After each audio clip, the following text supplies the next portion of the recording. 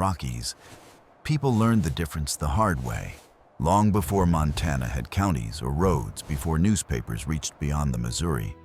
A scattered handful of settlers lived in small log cabins along frozen valleys and pine-shadowed ridges. These were tough men and women, hunters, trappers, homesteaders, immigrants, each convinced they understood winter. Each believing they had built enough, prepared enough, endured enough to face whatever the season brought. But in those years, the mountains still belonged to the old winter, with memory winter, with fangs winter that had shaped generations long before America was even imagined. And in January of 1829, that ancient winter returned. It began with a wind the settlers later called knife wind, a dry whistling blade that sliced through wool coats and rattled timber walls. Then the temperature fell with a speed no one had ever seen. Men riding trap lines that morning reported their breath freezing to their mustaches before noon. By sunset, mercury in the few surviving thermometers had plunged to numbers that seemed impossible: 30, then 35, then flirting with 40 below. People said the cold felt alive, like something hunting along the valley. Cabin walls creaked. Joints shrank. Frozen sap inside roof beams exploded with sharp pops in the dark. Even indoors, frost crawled across floorboards as if trying to claim the last warm places left on Earth. Settlers burned wood faster than their stoves could breathe. Some tore down shelves, chairs, even parts of their porches just to keep a fire going. Others huddled in bed with their children holding tiny hands, stiff from cold, whispering prayers no one had said in years.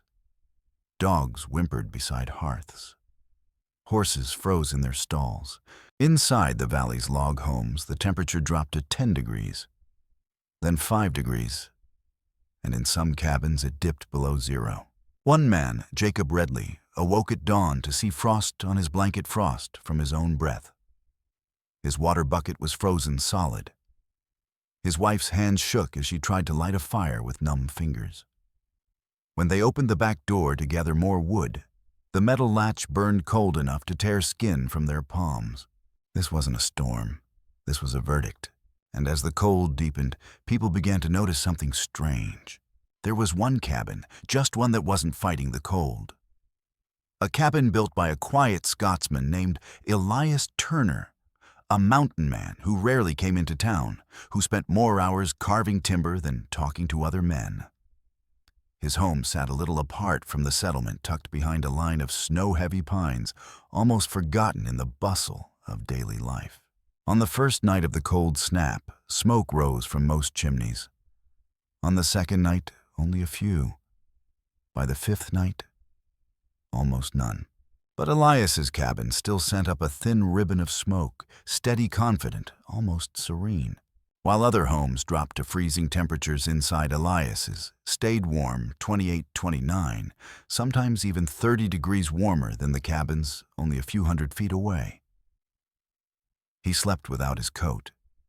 His water bucket didn't freeze. His bread didn't harden like stone. While others fought for survival, Elias simply lived. Naturally, people whispered. Some said he had buried coals under the floor. Some said he burned greenwood in some odd Scottish way. Others claimed he had lined his cabin with fur or canvas or some secret contraption he'd learned overseas. But the truth was far simpler, so simple, in fact, that when people finally saw it, they laughed. Elias Turner had survived the deadliest winter in living memory, not because of fire, not because of some trick stove, not because he had more wood, but because of the way he built his walls. A trick older than America, older than the frontier, older than the cabins standing around him. A trick people mocked for years. A trick that looked wrong, wasteful, even foolish. Yet on the night when wind screamed like an angry spirit, and the valley froze harder than anyone had seen, Elias's foolish walls kept him alive, while others nearly froze to death. This is the story of that wall. The story of the man who built it. The story of a forgotten piece of old-world winter wisdom that kept a cabin nearly 30 degrees warmer than every home around it. And it is at its core a story about respect, respect for winter, respect for nature, and respect for the lessons our ancestors learned long before we arrived.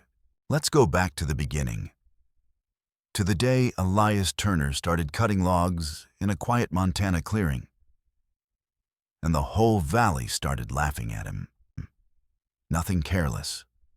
While other men chopped wood with big sweeping swings meant to impress Elias, split his rounds with patient practice strokes that fell exactly where they needed to.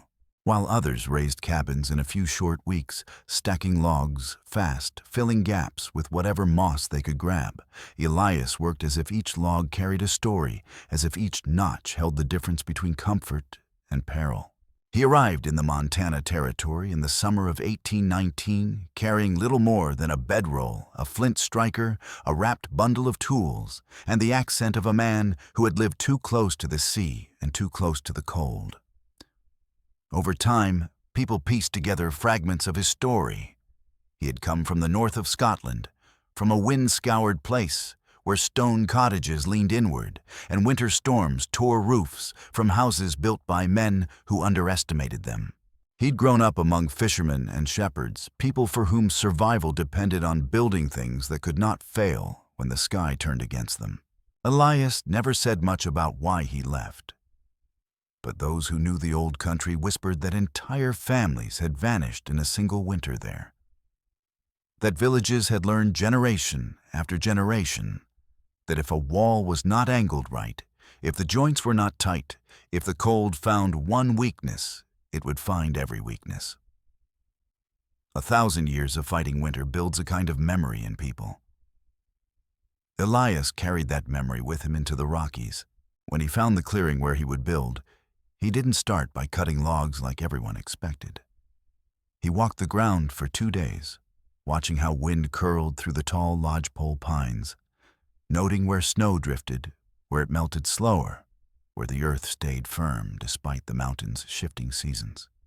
At night, he lit a small fire and held a feather by its smoke, studying how the air pulled, how it rose, how it sank. Most men laughed at such behavior. To them, the only good building site was the one closest to water or closest to their traps. But Elias wasn't building for convenience. He was building for survival. When he finally cut his first tree, an older fir straight as a ship's mast, he carefully measured the taper and turned it so the thicker end would face the prevailing wind. The wind must climb the house, he murmured once more to himself, then to anyone listening. Few heard him. Fewer cared. As the skeleton of his cabin began to rise, the laughing started in earnest. "What kind of fool builds walls that lean inward?" one man said. "Looks like it's sinking already," another joked, nudging his friend. "You sure he didn't forget how houses work in Scotland?" Children whispered that the cabin looked crooked, as if it were folding itself into a giant wooden tent. Even the local blacksmith shook his head as he passed by one day, muttering that some men just weren't cut out for frontier life. But Elias didn't correct them, didn't defend himself, didn't explain that inward-leaning walls, a mere 5 degrees of taper, could change everything inside a winter home.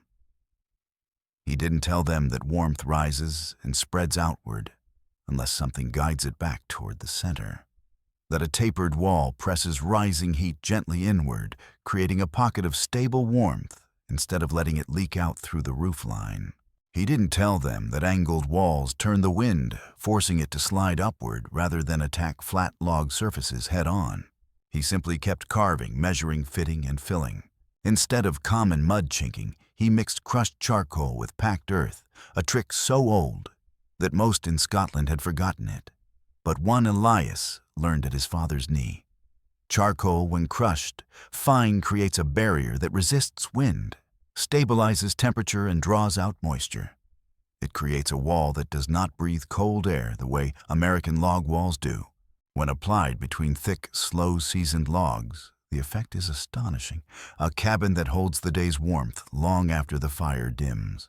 Neighbors watched him build layer after layer of this crude, dark mixture, and their confusion only grew. That's dirt, isn't it? Why would he put dirt in his walls that Scotsman's touched in the head? But when a man has seen true winter, when he has stood outside while roofs collapse and wind claws through the bones of a home, he builds differently. He builds as if winter is not a season, but an adversary. By October, as the first thin flurries drifted across the valley, Elias hammered the final peg into place. The cabin stood tall and silent, its walls leaning inward like an old fortress braced against time. It looked wrong. It looked inefficient.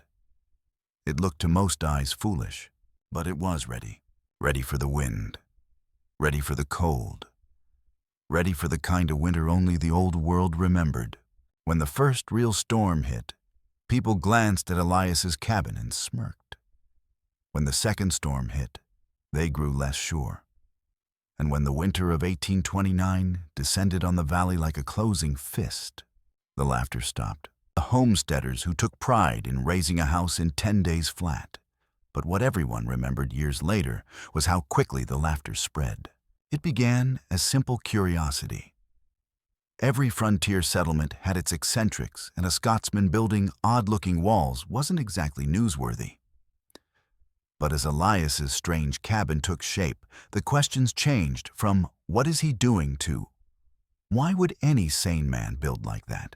To settlers used to straight vertical log walls, his cabin looked like a mistake. A structure starting to collapse before the roof was even on. An unskilled attempt at carpentry.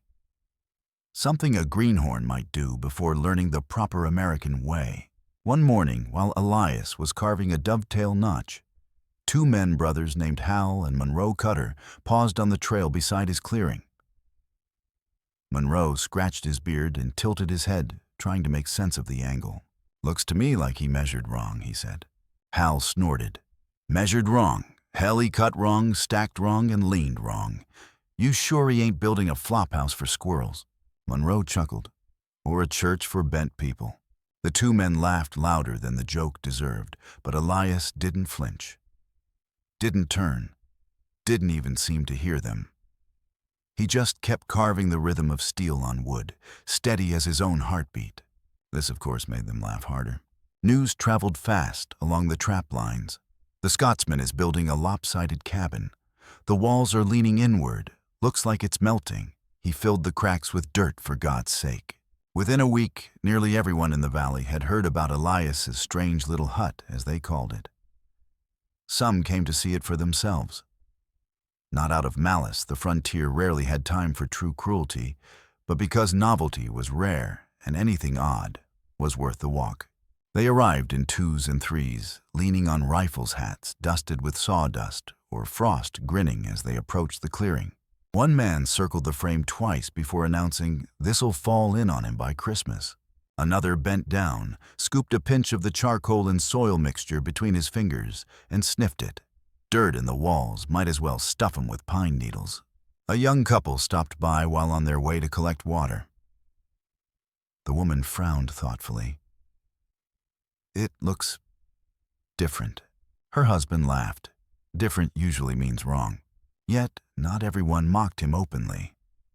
Some simply shook their heads and walked away. Others whispered privately that maybe the Scotsman had lived alone too long. Maybe the isolation had softened his sense of practicality. But the loudest voices belonged to the confident men and the ones who believed the American method was the only method. After all, they reasoned they had survived winters here for years. Their fathers had raised cabins this way. Their roofs hadn't fallen. Their walls stood straight. Why change what already worked? Frontier builders took pride in efficiency. A cabin was a tool, not an art piece. Nothing more than a box to keep out the weather. Anything extra was viewed as vanity or ignorance. To them, Elias's inward-leaning walls were an insult, a quiet, unspoken suggestion that they had been building wrong the whole time. And people don't like to feel wrong, so they mocked him. Not harshly, not cruelly. but with that particular familiar frontier tone, half humorous, half condescending, wholly certain. A few even tried to educate him. One afternoon, old Hank Mortimer, the valley's self-appointed expert on everything carpentry, stopped by with 2 young men trailing behind. "Son," Hank said, clearing his throat, "I've built 7 cabins in my life. 7. Never once leaned the walls, never once filled them with ash, and none of them fell yet." Elias paused, draw knife in hand. "How long you been in these mountains, Mr. Mortimer?" 17 years, Hank said proudly. Elias nodded slowly. "And how long winter's been here?" Hank opened his mouth, then closed it again. Without another word, Elias returned to his work. The young men shuffled awkwardly. Hank grumbled something about stubborn foreigners and walked off. But that night by his stove, Hank muttered again and again to himself, "Walls don't lean. Walls don't lean," as if trying to chase away a doubt he couldn't shake. Yet no matter the ridicule, no matter the sideways looks, no matter the whispers that rolled down the valley like drifting snow, Elias kept building. Because he wasn't building for the men who laughed. He wasn't building for approval, pride, or appearance. He was building for what was coming.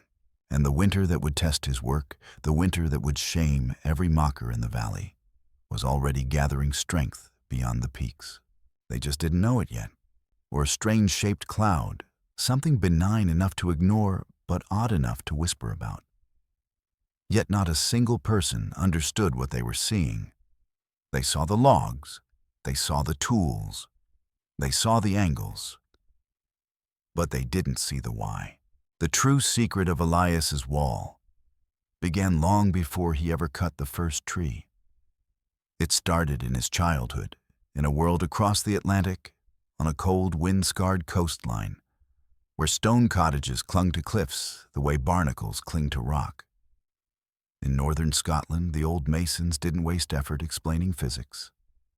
They passed knowledge through calloused hands and winter tragedies. A wall built wrong could mean a body buried in snow by morning. When Elias was a boy, he spent hours beside his father, helping repair stone crofts that had endured 100 storms. Those cottages were built with a slight inward lean, not enough for the eye to notice quickly, but enough to change how wind moved and how heat lingered. The shape was a quiet marriage between experience and necessity. And when you grow up learning that warmth is not a luxury, but a design requirement, you never forget.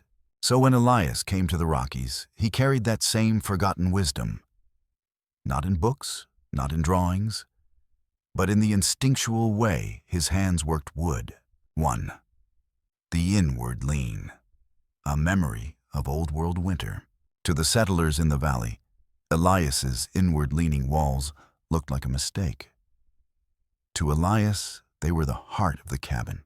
He angled the walls inward by roughly 5 degrees, so subtle you could miss it unless you stood at the corner and traced the line with your eyes.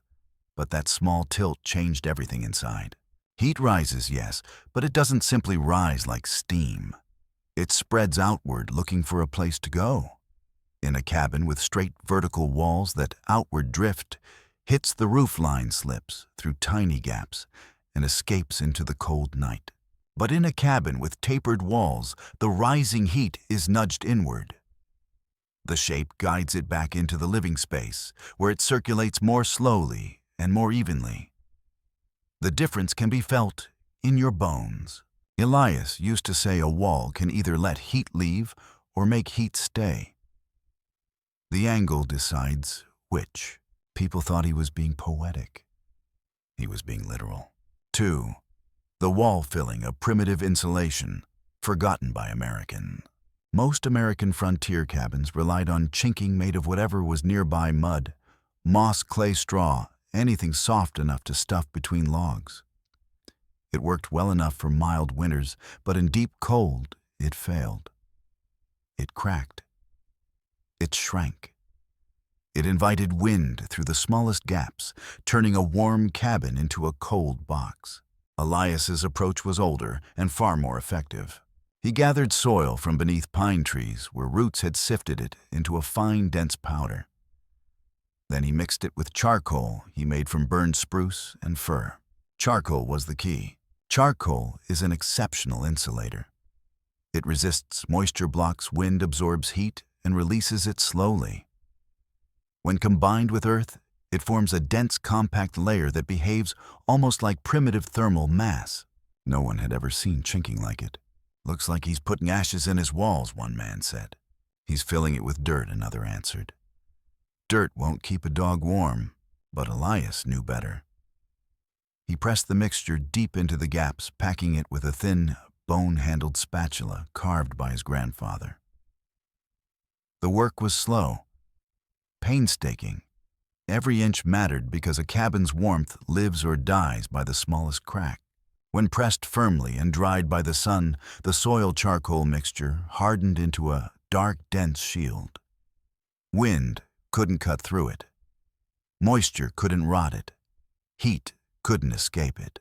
It was more than insulation. It was armor. 3. The overbuilt walls, twice the timber, twice the strength. Another part, no one understood. Elias's logs were nearly twice as thick as the ones his neighbors used. Where others chose 7 to makudashtgorn, or under not 9-inch logs, light enough to cut and haul, Elias chose logs 12-14 inches thick. Heavy, dense, burdensome. But the thermal value of a thick log wall is not linear. It grows exponentially. A 14-inch log holds heat like a stone hearth. It also resists wind better. Resists shrinkage. Resists warping. To some men, thick logs meant wasted labor. To Elias, they meant predictable warmth. 4. The foundation anchored like a ship. Even his foundation was different. Instead of resting the cabin on exposed cornerstones, too common in the frontier, he buried his foundation stones lower and placed angled shims beneath them, another trick from Scottish builders. "Let the frost heave what it wants," he used to say, quietly to himself. "The house must stand apart from the mountain's moods." This anchoring kept his walls stable through freeze-thaw cycles that twisted other cabins like corkscrews. 5. The wind logic, winter as an enemy, not a season. But the true brilliance of Elias's design was this. He built his cabin as if wind were an enemy soldier testing the defenses. A straight wall catches wind. An angled wall guides it away. A straight wall loses heat quickly. A tapered one traps it beneath the peak. A straight American cabin wastes heat. An old-world cabin keeps it. This wasn't an accident. It wasn't superstition. It wasn't stubbornness. It was engineering, primitive, yes, but engineering nonetheless. And the men who laughed at him didn't understand something just as important. Elias didn't build this way because he wanted to. He built this way because winter had forced him to. Back in Scotland, he'd seen what a cold season could do when men underestimated it. He'd seen roofs buckle. He'd seen stone walls split.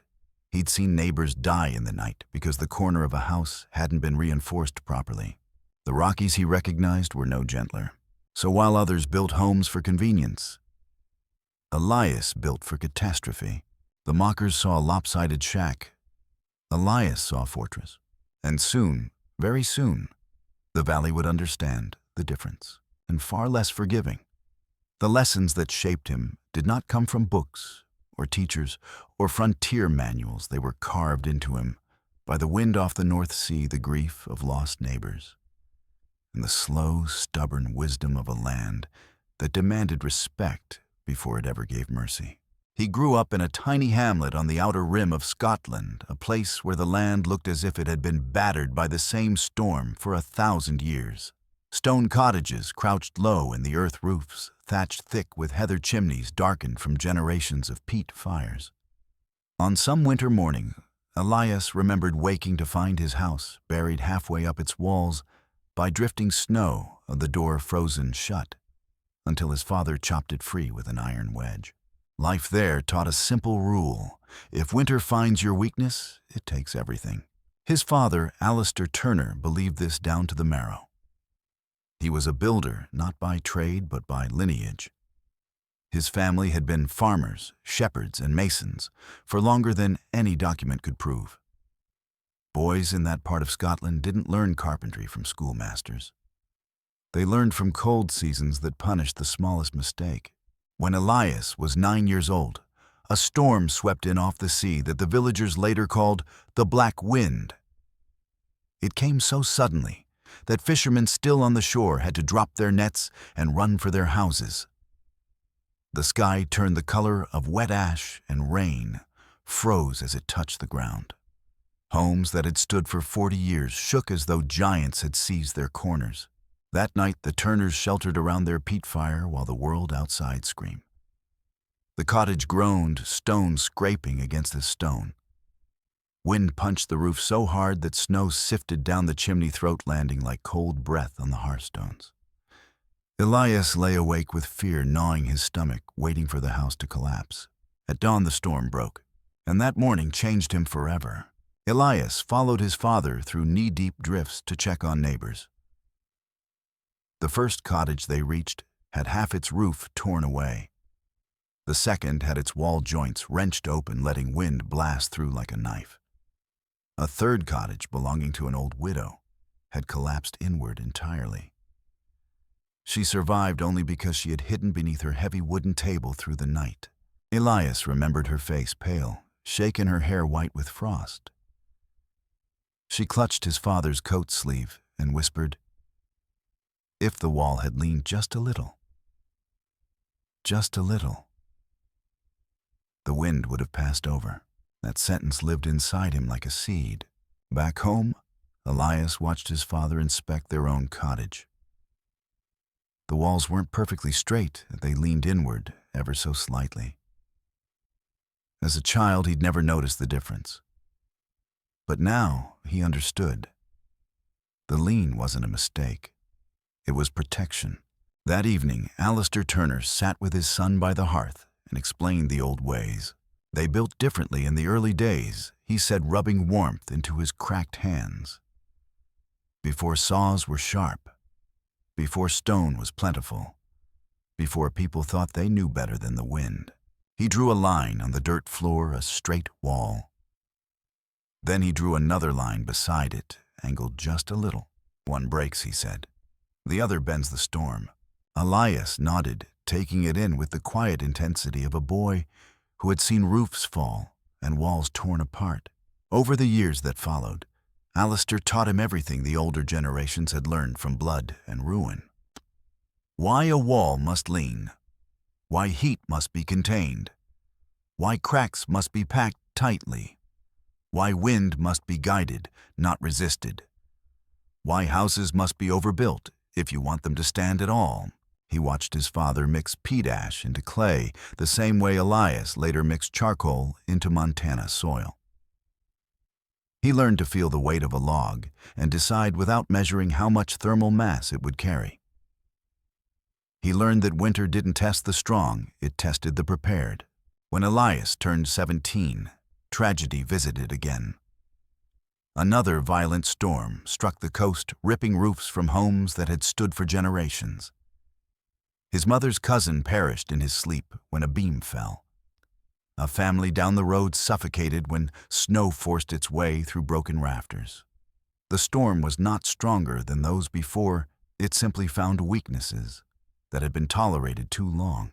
And so Elias learned another rule. A house built for an average winter is a house built for destruction. Years later, when he boarded a ship bound for North America, he carried only a bundle of clothes, a carved wooden box, and his father's heavy draw knife, the same one Alistair used to shape beams that kept their home standing during the Black Wind.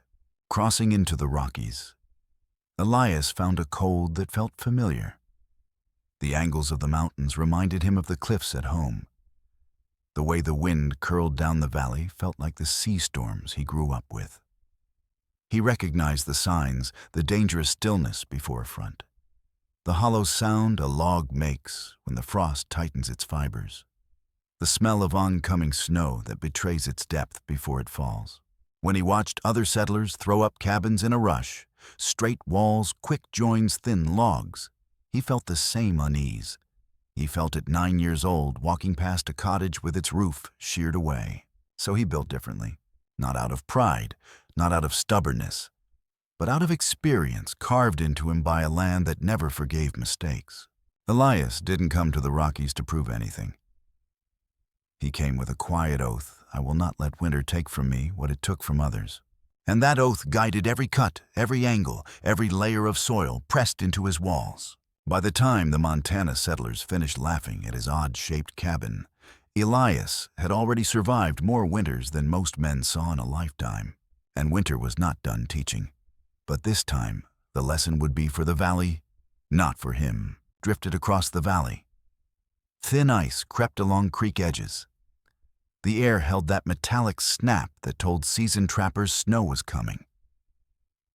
People went about their routines, chopping wood, smoking meat, checking trap lines, without the slightest suspicion that the most brutal winter of their lives was already stirring beyond the ridge.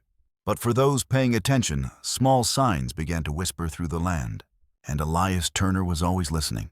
He noticed how frost clung longer on the north sides of tree trunks, not melting even under noon's weak sun.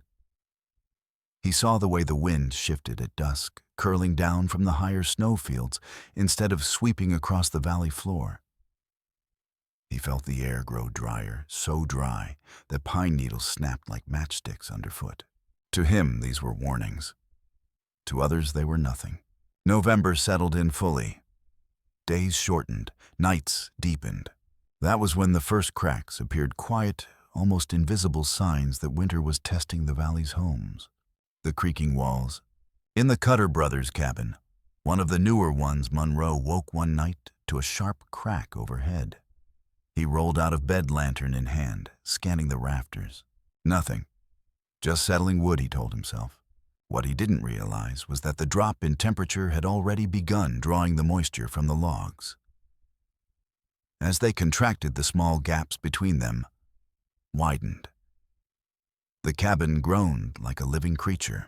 Across the valley, in a homestead belonging to Eric and Marta Weller, the wind had begun slipping through the chinking. Marta stuffed extra moss into the gaps, thinking it would hold. But the moss froze, then shrank, then loosened more gaps. She shivered all day, even as a pot of stew simmered on the hearth. Inside Elias's cabin, the wind never found a way in. The charcoal soil mixture had hardened into a dark stone-like barrier. The inward walls gripped the warm air and held it steady. Elias woke before dawn each morning and checked everything out of habit, feeling the walls, pressing the joints, listening to the timber. No creaks, no drafts, nothing unexpected.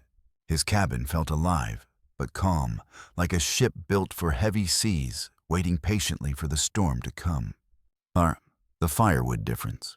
By mid-November, a few men noticed something else. Elias wasn't burning wood at the same rate they were. While they trudged into the forest every 2 or 3 days to haul back armloads of firewood, Elias walked out maybe once a week. Sometimes once every 10 days. His small woodpile hardly diminished.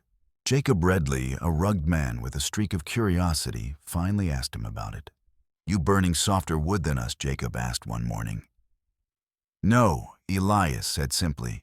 "You got some kind of fancy stove?" "No. You keep your fire real small, What keeps the heat in, then the walls?" Jacob blinked. He stared at the inward sloping logs, the thick joints, the dark chinking. "That," he said. "That's what's doing it." Elias only nodded. Jacob walked away, unconvinced but uneasy. The temperature inside. Around the end of November, the first hard freeze sank into the valley. Nighttime temperatures scraped down to the single digits. In most cabins, people pulled their beds close to the stove. Children slept wrapped in coats. Water barrels froze to thick slush overnight. In Elias's cabin, something remarkable happened. On the coldest nights, with nothing but a small fire burning the air inside his home, stayed steady, warm enough that frost never clung to his blankets, warm enough that his breath didn't fog the room. He ran a simple test he'd learned from his father. He left a small bowl of water on the floor near the wall. By dawn, in any normal frontier cabin, that water would have frozen almost solid. But in Elias's cabin, the water stayed liquid. He nodded to himself, satisfied.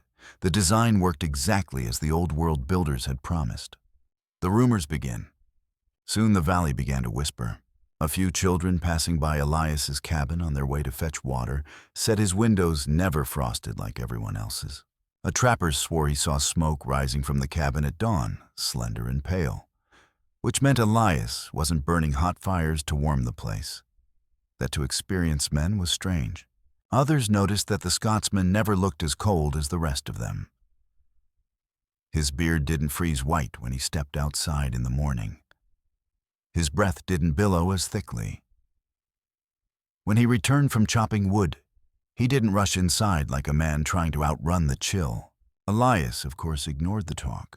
He simply moved through each day with the quiet discipline of a man preparing for something larger than anyone around him understood. A valley unaware. Winter had begun its slow tightening. Frost spread across the land like glass. Logs snapped in the night, sharp as distant gunfire. Wind whistled through tiny cracks in ordinary cabins. People grumbled about the cold but thought it normal enough. Meanwhile, Elias watched the small signs, those easily missed but deeply meaningful. He knew the early signals of a severe winter. He'd seen them before in Scotland. He recognized the eerie stillness, the dryness of the snow, the heaviness in the air. This winter was going to turn, hard, fast, without mercy. And when it did, the first signs would no longer be subtle. They would be deadly. The valley was not ready. But Elias was, giving people time to adjust. And then there are other winters, the old ones. The ones with memory, those winters arrive like a predator. The cold snap of 1829 came without warning. On the morning it began, the valley woke to a stillness so absolute that even the trees seemed to be holding their breath.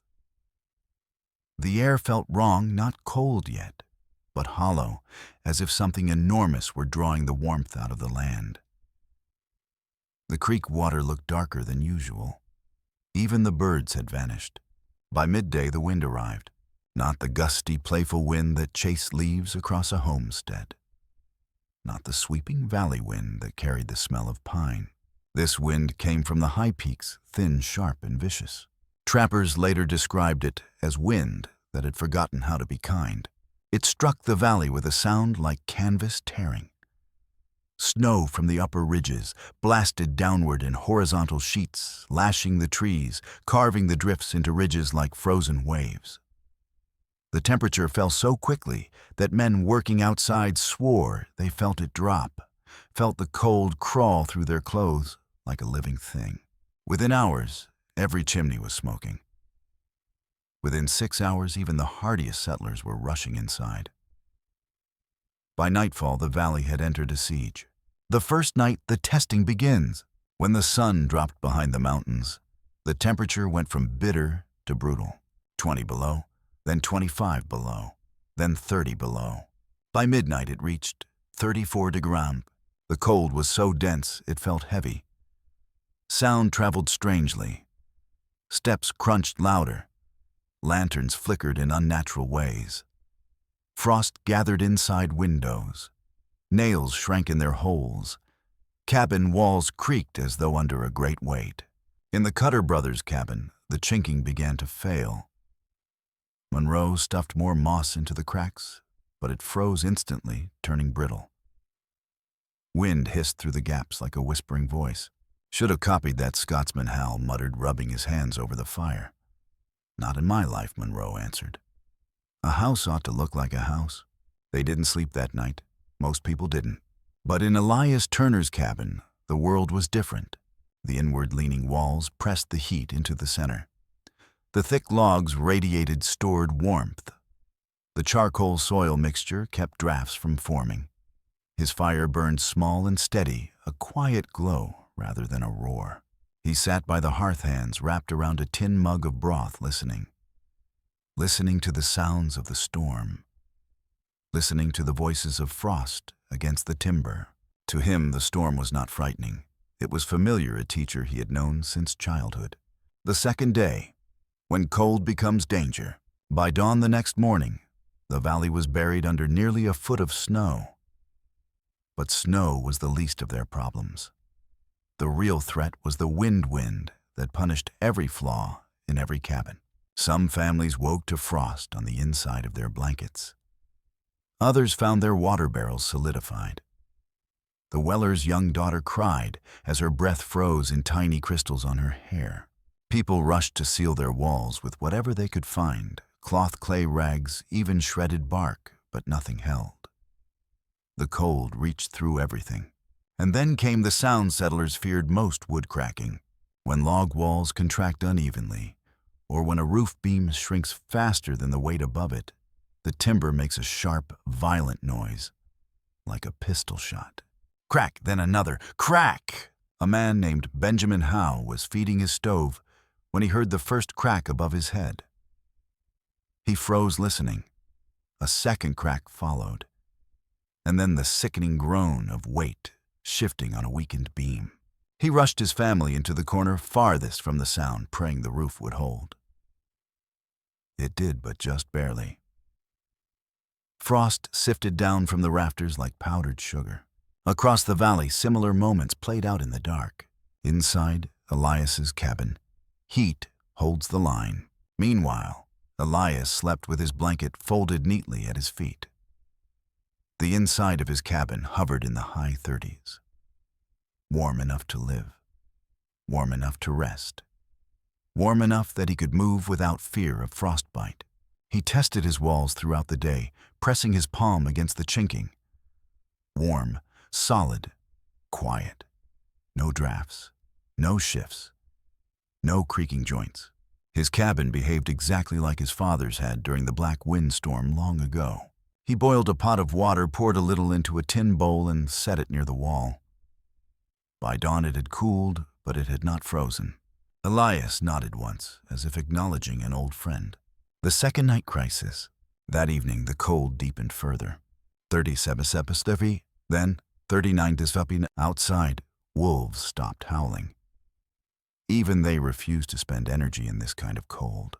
Inside the Redley cabin, disaster struck. Jacob Redley had sealed his cracks with blankets and old shirts, but the wind tore them apart. The temperature dropped so low that the edges of his beard frosted white. His youngest daughter's fingertips turned pale blue. Around midnight came the cracking sound, deep and ominous. Jacob rushed to the rafters with a lantern. He saw the beam flexing under the weight of snow and the contraction of the logs. The roof trembled. A knot in the ridge beam popped loose, shooting across the room like a bullet. Jacob grabbed his children, wrapped them in blankets, and yelled to his wife, "We're going to Elias's. Now." They stepped outside into a blinding white roar. Snow hammered their faces sideways. The wind shoved them like hands.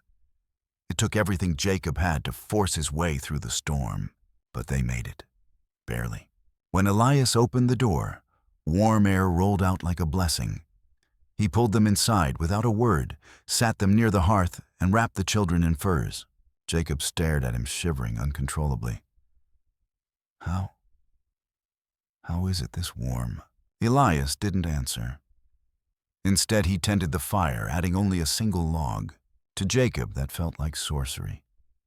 To Elias, it was simple physics. The third day collapse across the valley. By the third morning, the true devastation revealed itself. Cabin roofs sagged like old backs. Frost crept thick across the walls. People huddled around weakening stoves, burning through wood faster than they dared. Some hadn't slept in days. At midday, the temperature hit its lowest point. The valley had never seen such a number. Not before, not after. That afternoon, the first roof finally collapsed, a small homestead at the foot of the ridge. The weight of the snow and the contraction of the beams proved too much. The roof caved inward with a thunderous crash. No one died, but the family barely escaped with their lives.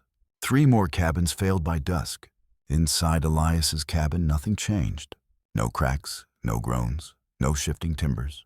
His walls were holding. His heat was holding. His design was holding. The fourth night, the turning point. On the fourth night, the wind died at last. A silence settled over the valley, not peaceful but eerie. People stepped outside at dawn into a world transformed. Snowdrifts reached shoulder height. Frozen shapes of split firewood lay half-buried beside cabins. Chimneys were capped in white fences lost under blankets of snow, and entire roofs slanted at unnatural angles. But one structure looked untouched. Elias Turner's cabin stood tall, rigid, quiet, its walls firm, its roof solid, its fire still burning with a quiet glow. The storm was over. But the real reckoning was just beginning. The valley now had questions, and they all pointed toward the Scotsman with the strange walls, fully clear.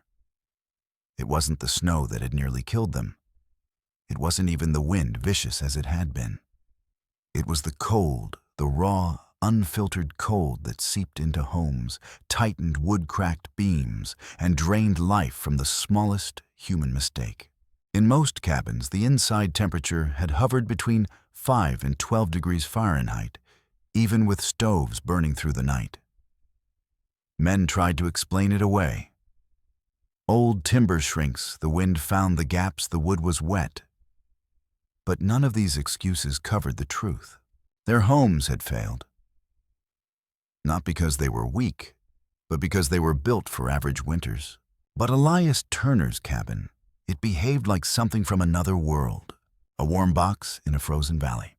The morning after the storm broke, Elias stepped outside and brushed fresh snow from his coat. The cold hit his face without mercy, but he noticed a remarkable thing. For the first time in 4 days, the cold outside felt colder than the cold inside. That distinction mattered. Inside his cabin, the temperature had remained steady, hovering between 34 and 39 degrees Fahrenheit. Not comfortable, not cozy, but survivable, sustainable, safe. Nearly 29 degrees warmer than the average frontier home. To a modern person, that seems significant. To a frontier settler, it was the difference between life and death. Inside Elias's cabin, why the heat stayed. Jacob Redley sat near the hearth, warming his children's hands. He still couldn't make sense of what he was experiencing. How is it warmer in here? Jacob muttered, than in cabins with stoves 3 times the size. Elias didn't answer at first. He knelt near the wall and pressed his palm against the chinking just as his father once taught him. Feel, he said. Jacob placed his hand against the wall. To his shock, the log felt lightly warm, not heated, but not icy either. It was holding temperature like a stone hearth after a day-long fire. What in God's name? Jacob whispered. Elias replied calmly, heat stays where it's given room to stay. Jacob blinked. Room. Elias tapped the walls gently. These walls lean inward. They don't let heat escape outward. They guide it up and back. Jacob frowned, like a funnel. Aye, Elias said, for warmth. When Jacob looked closer, he noticed something else. There was no frost on the inside walls. No drifting snow near the gaps. No movement of air that suggested a draft. It was as if the walls were a single solid surface, tight, dense, unbroken. The charcoal, Elias said, reading Jacob's expression. Earth and charcoal together hold heat. They don't let wind bite through. Jacob stared at him in disbelief. You're telling me dirty walls did this? Elias smiled faintly. Old knowledge is never dirty. The bowl test frontier science. To prove his point, Elias carried out a simple experiment. He pulled a bowl from his shelf, filled it with water from a near-frozen bucket, and placed it on the wooden floor near the central post. In the sub-zero cabins across the valley, water left at floor level froze solid in minutes during the cold snap. But in Elias's cabin, hours later the water was still liquid. Cold, yes, but unfrozen. Jacob's wife gasped softly. The children stared wide-eyed. How, Jacob demanded. Elias pointed at the walls again. The cold can't pull the heat through thick logs. or the soil packing, or the charcoal. Heat stays inside. Cold stays outside. Jacob shook his head. But 30 degrees warmer inside than out. Warmer, Elias corrected gently, because I built for the cold I'd known before. You built for the cold you hoped was all there would be. Jacob had no reply. Why most cabins failed. Across the valley, the reasons for the collapses were becoming clear. Ordinary frontier cabins had vertical walls that let heat slide upward and outward, thin logs that lost warmth quickly, weak chinking that cracked and shrank in deep cold, poorly anchored foundations that shifted under frost, straight walls that invited wind to hit full force, sparse insulation that delivered almost no thermal mass. These homes could handle a normal Montana winter a dozen degrees, maybe 24 below at their worst. But this cold snap had pushed the valley into temperatures usually found in the far north of Norway, Finland, or Siberia. And those were climates that had shaped Elias Turner's childhood. A cabin built to endure the nightmare winter. Elias's cabin was more than a shelter. It was a design philosophy. Every piece of it, every angle, every joint, every log had been built for a winter that might only come once or twice in a lifetime. This was that winter, and his home met it without breaking. The walls leaned inward, pressing heat back toward the core of the cabin. The thick logs acted like slow-warming, slow-cooling stones. The charcoal soil chinking created a dense insulating barrier. The foundation held the logs firm despite the frost heave. The roof joints stayed tight because the walls didn't shift. Everything, absolutely everything, worked together. It wasn't luck. It wasn't magic. It wasn't some mysterious Scottish trick. It was engineering. Old-world engineering forged through centuries of catastrophic winters. The neighbors began to understand. When Jacob and his family awoke the next morning, they blinked in amazement at the sight of their breath not fogging thickly like it had in their own cabin. Their clothes weren't frozen at the edges. Their hair wasn't stiff.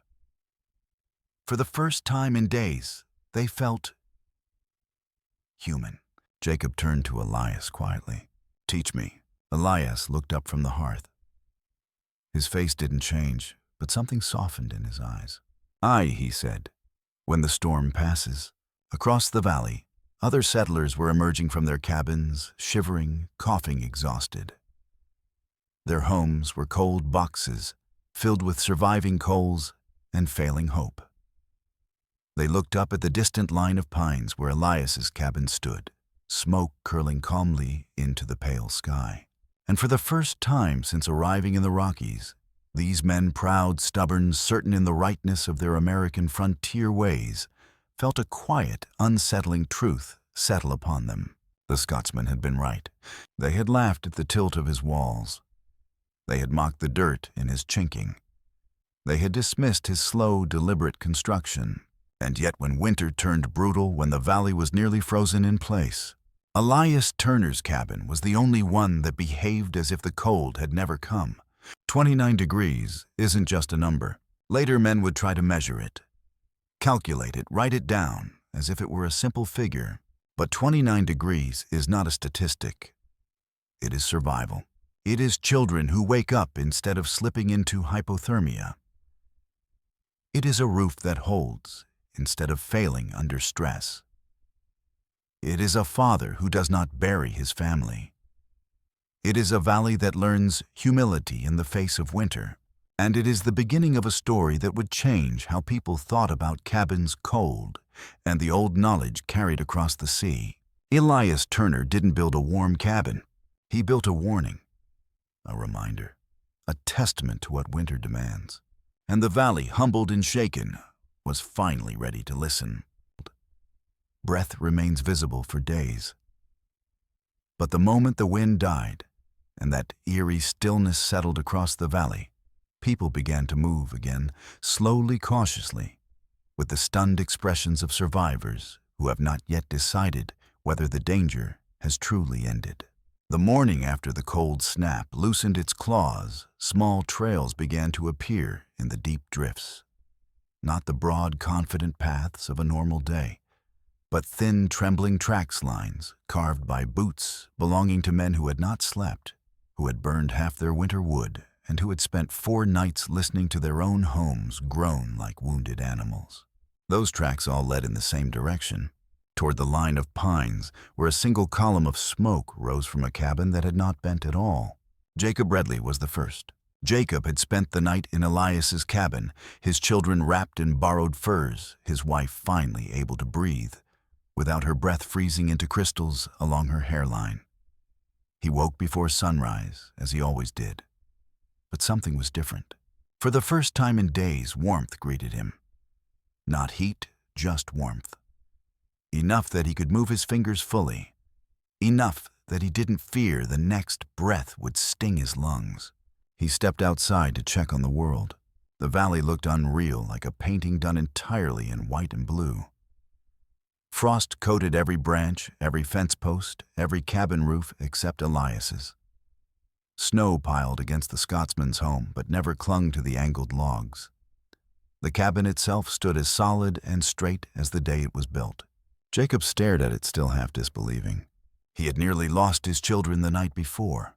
Had the roof beam cracked a few minutes earlier, they might not have escaped in time. Elias, Jacob said finally, voice rough other folks. They're going to need help. Elias nodded once, aye. And without another word, the 2 men began walking. Cabin by cabin, the reality became clear. The first neighbor they reached was old Hank Mortimer, and the same man who had lectured Elias about proper American building. When Hank opened the door, the blast of cold that escaped hit like a slap. Lord Jacob whispered, "Hank, how are you alive?" Hank's face was gray. His breath rattled. His stove had burned itself out hours before. Even with blankets tacked over the walls, the cabin couldn't keep heat. Frost coated the inside of the windows like white lace. I kept the fire as long as I could. Hank said, teeth clicking uncontrollably. Jacob moved fast, pulling him up, wrapping Elias's spare cloak around him. "Come on, old man. You're not dying today." Hank didn't argue. He didn't have the strength. And as they stepped outside, he glanced back at his own cabin, the proud, straight-walled structure he'd once boasted about, and whispered, "I built for the winters I knew. That was my sin." Elias didn't say a word. He didn't need to. Word began to spread.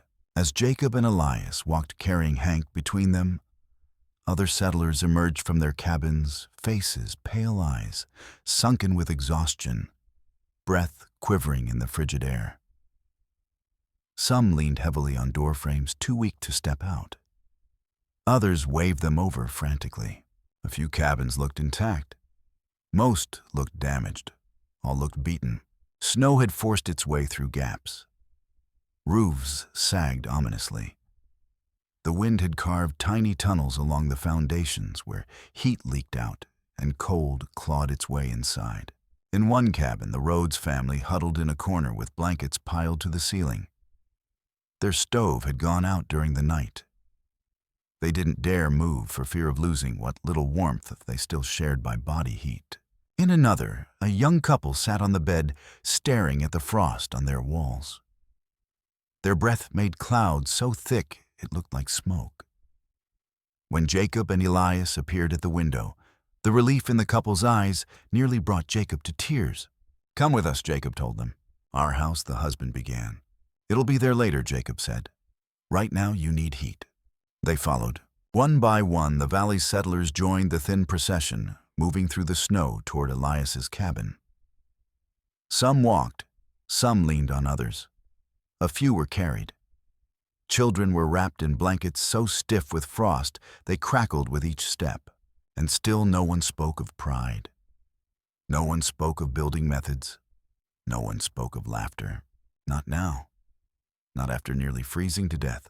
The moment of realization. By mid-morning, more than a dozen people had gathered at the Scotsman's home. When Elias opened the door fully and the warm air spilled out, several of them gasped. Inside the cabin, the temperature was still above freezing, something none of the survivors could comprehend. They filed inside quietly, taking in the sight. No frost on the walls, no snow on the floor, no wind sneaking through cracks, no trembling roof beams. A fire burning small and steady, not roaring desperately. It was like stepping from a nightmare into a sanctuary. Hank Mortimer lowered himself onto a stool near the hearth and stared hard at the leaning walls, shaking his head in disbelief. All these years, he murmured. And it were the angle. Just the angle. He let out a breath, half laugh, half groan. God help me. We mocked the very thing that saved us. Others nodded. Some cried silently, relief, exhaustion, gratitude mingled together. Jacob puts words to it. Jacob stood at the center of the room and finally said what everyone else was thinking, but couldn't quite voice. How? In the name of everything holy. Did you know? It wasn't accusatory. It wasn't disbelief. It was awe. It was pleading. It was the tone of a man desperate to understand the thing that stood between life and death. Elias looked up from the fire-eye's calm voice, low and steady. In my country, he said, we do not build for the storms we remember. He set down the log he'd been holding. We build for the storms that have already taken someone. The room fell silent. Everyone there had lost something during the cold snap, sleep, strength, hope. Some had nearly lost much more. And now, hearing those words, something shifted inside them. It was humility. And it was awakening. Lessons carried on the warm air. For the next 2 hours, Elias showed them everything. How the walls leaned inward. How the heat pooled toward the center. How the thick logs acted as a thermal reservoir. How the charcoal mixture dried the moisture before it could freeze. How the wind slid up the angled exterior instead of hammering it. How the roof beams were positioned to avoid contraction stress. He didn't brag. He didn't remind them of the laughter. He didn't mention the mockery. He simply taught. Because winter, he believed, didn't care about pride. Only about preparedness. A valley changed forever. By evening, the storm was gone, but the lesson remained. For the first time, the settlers understood that Elias Turner's strange, inward-leaning cabin wasn't foolish. It was foresight. It was history. It was knowledge carried across an ocean, and it had saved their lives. Their respect for the Scotsman didn't come with applause or praise.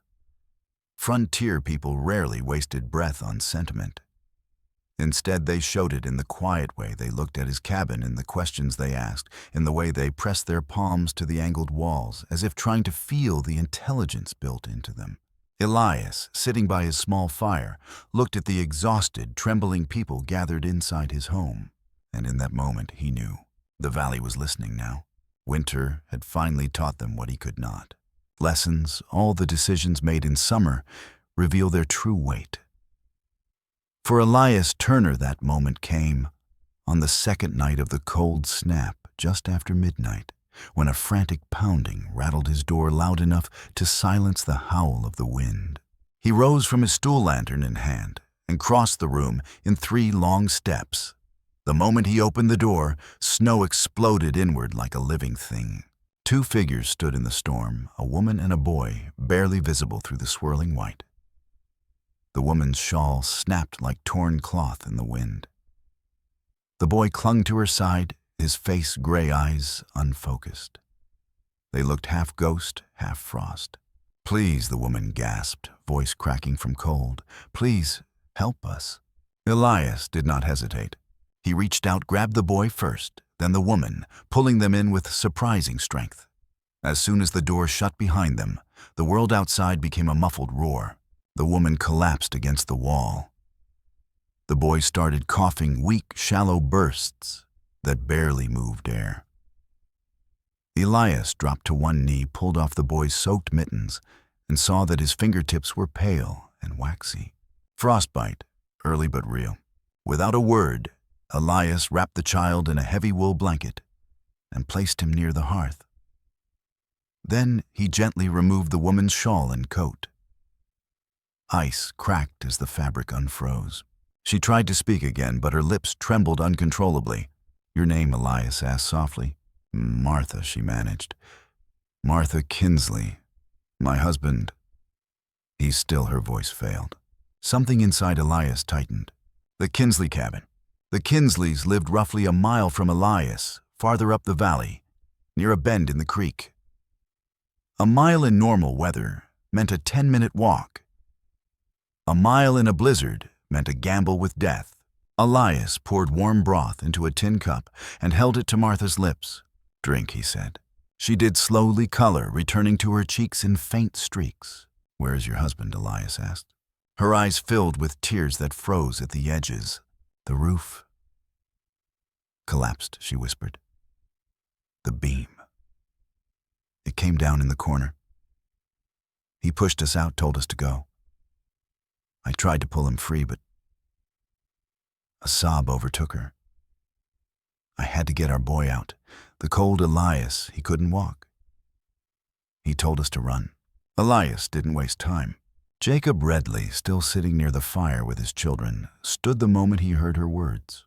"I'm coming with you," Jacob said. Elias nodded once. Into the night.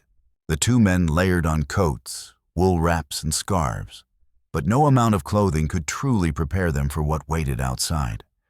The moment they opened the door, the storm clawed at them, trying to rip the breath from their lungs. "Stay behind me," Elias shouted over the wind, even though the storm stole half his voice.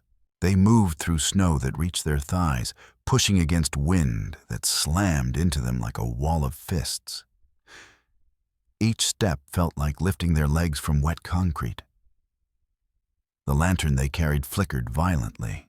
Jacob stumbled at one point, dropping to one knee. Elias pulled him up. "Steady, we're close." "How can you tell?" Jacob asked through clenched teeth. Elias pointed ahead. "Hear it." Jacob listened. At first he heard nothing but wind. Then a faint, rhythmic sound beneath the storm. A thumping, a desperate knocking. Weak but there. The Kinsley cabin. The rescue. The cabin was half buried. Snow drifted high along one side, covering half the doorway. The roof sagged at an ugly angle. One corner had collapsed completely, exposing beams ripped apart by the freeze. Harlan Jacob shouted. A faint voice answered from inside. "Here." Elias dropped to his knees, digging with his arms, then with a broken roof board he found nearby. Snow flew in white arcs. Jacob joined him. Within minutes, they cleared enough to push the door inward. What they saw made Jacob's heart clench. Harlan Kinsley lay pinned beneath a partial wall of logs and snow. His face was gray-blue. His breaths were shallow. Frost rimmed his beard. "You came," he whispered. "Save that breath," Elias said. "We're getting you out." Working by lantern light. The two men lifted the fallen logs slowly, carefully. The cold had shrunk the timber so tight that removing one piece felt like prying iron from rock. The final beam came loose with a cracking groan. Elias dragged Harlan free, wrapped him in his own coat, and lifted the man onto his shoulder. Jacob stared. "You can carry him." "I can," Elias said simply. They began the long return, Elias carrying Harlan's full weight, Jacob shielding the lantern. The wind pushed harder. Snow slapped them sideways. But Elias never faltered. He moved like a man guided by something deeper than strength, duty perhaps, or memory. In Scotland, he had seen storms take people he loved. Tonight, he refused to let winter claim another. Back to the warmth. When they reached Elias's cabin, Martha rushed forward with a cry. Elias laid Harlan by the fire, checking his fingers, his pulse the color returning slowly to his face. "He'll live," Elias said, "but he needs warmth and rest." Martha sobbed with relief. The others in the cabin, Redley's, Mortimer's, Rhodes, the young couple watched silently, a mix of awe and gratitude washing over them. Jacob finally broke the silence. "If it weren't for your cabin, Elias, none of us would have survived the night." Elias did not look proud. Instead, his expression turned distant, almost haunted. "In the old country," he said quietly, "a storm like this took half my village when I was a boy.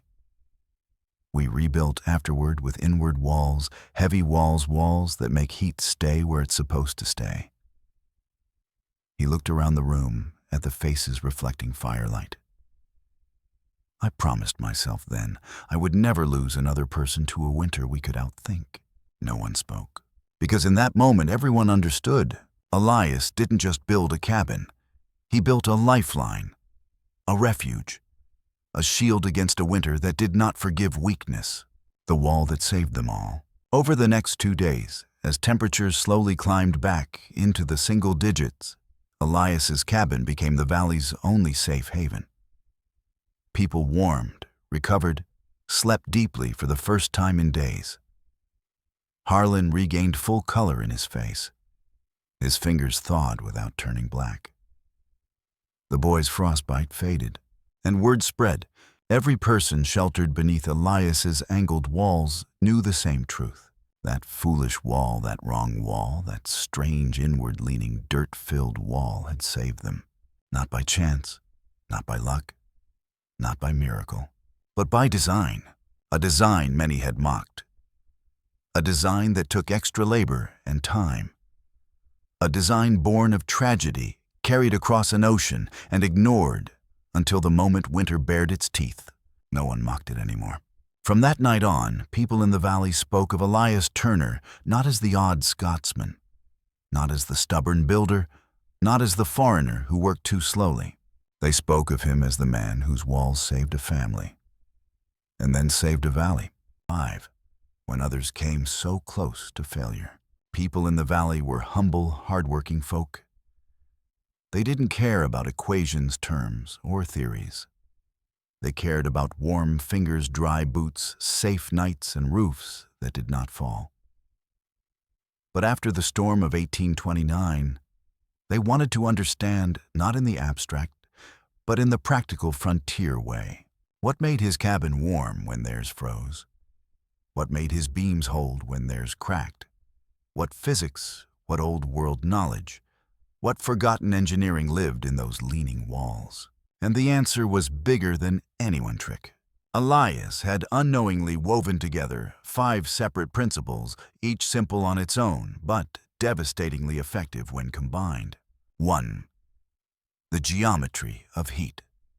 Why the inward lean made everything different. Heat doesn't rise straight up like a chimney. It rises in a cone-shaped plume, expanding outward as it climbs. In a typical frontier cabin, heat escapes toward the upper corners, the wall roof intersection, the tiny cracks in vertical logs. Even a well-built cabin leaks heat where the walls meet the roof because warm air always finds the highest, thinnest point. But Elias's inward-leaning walls changed the rules. Imagine a funnel turned upside down. Now imagine heat trying to escape through it. Instead of spreading outward, heat hits the inward slope and is nudged back toward the center of the room over and over again until it settles into a stable pocket of warmth. This is why his cabin stayed nearly 29 degrees warmer. The geometry captured heat and kept it moving where life needed it most. Frontier settlers thought walls were either straight or crooked. They didn't realize that walls could shape the behavior of heat, but old builders in Scotland knew. They didn't need numbers.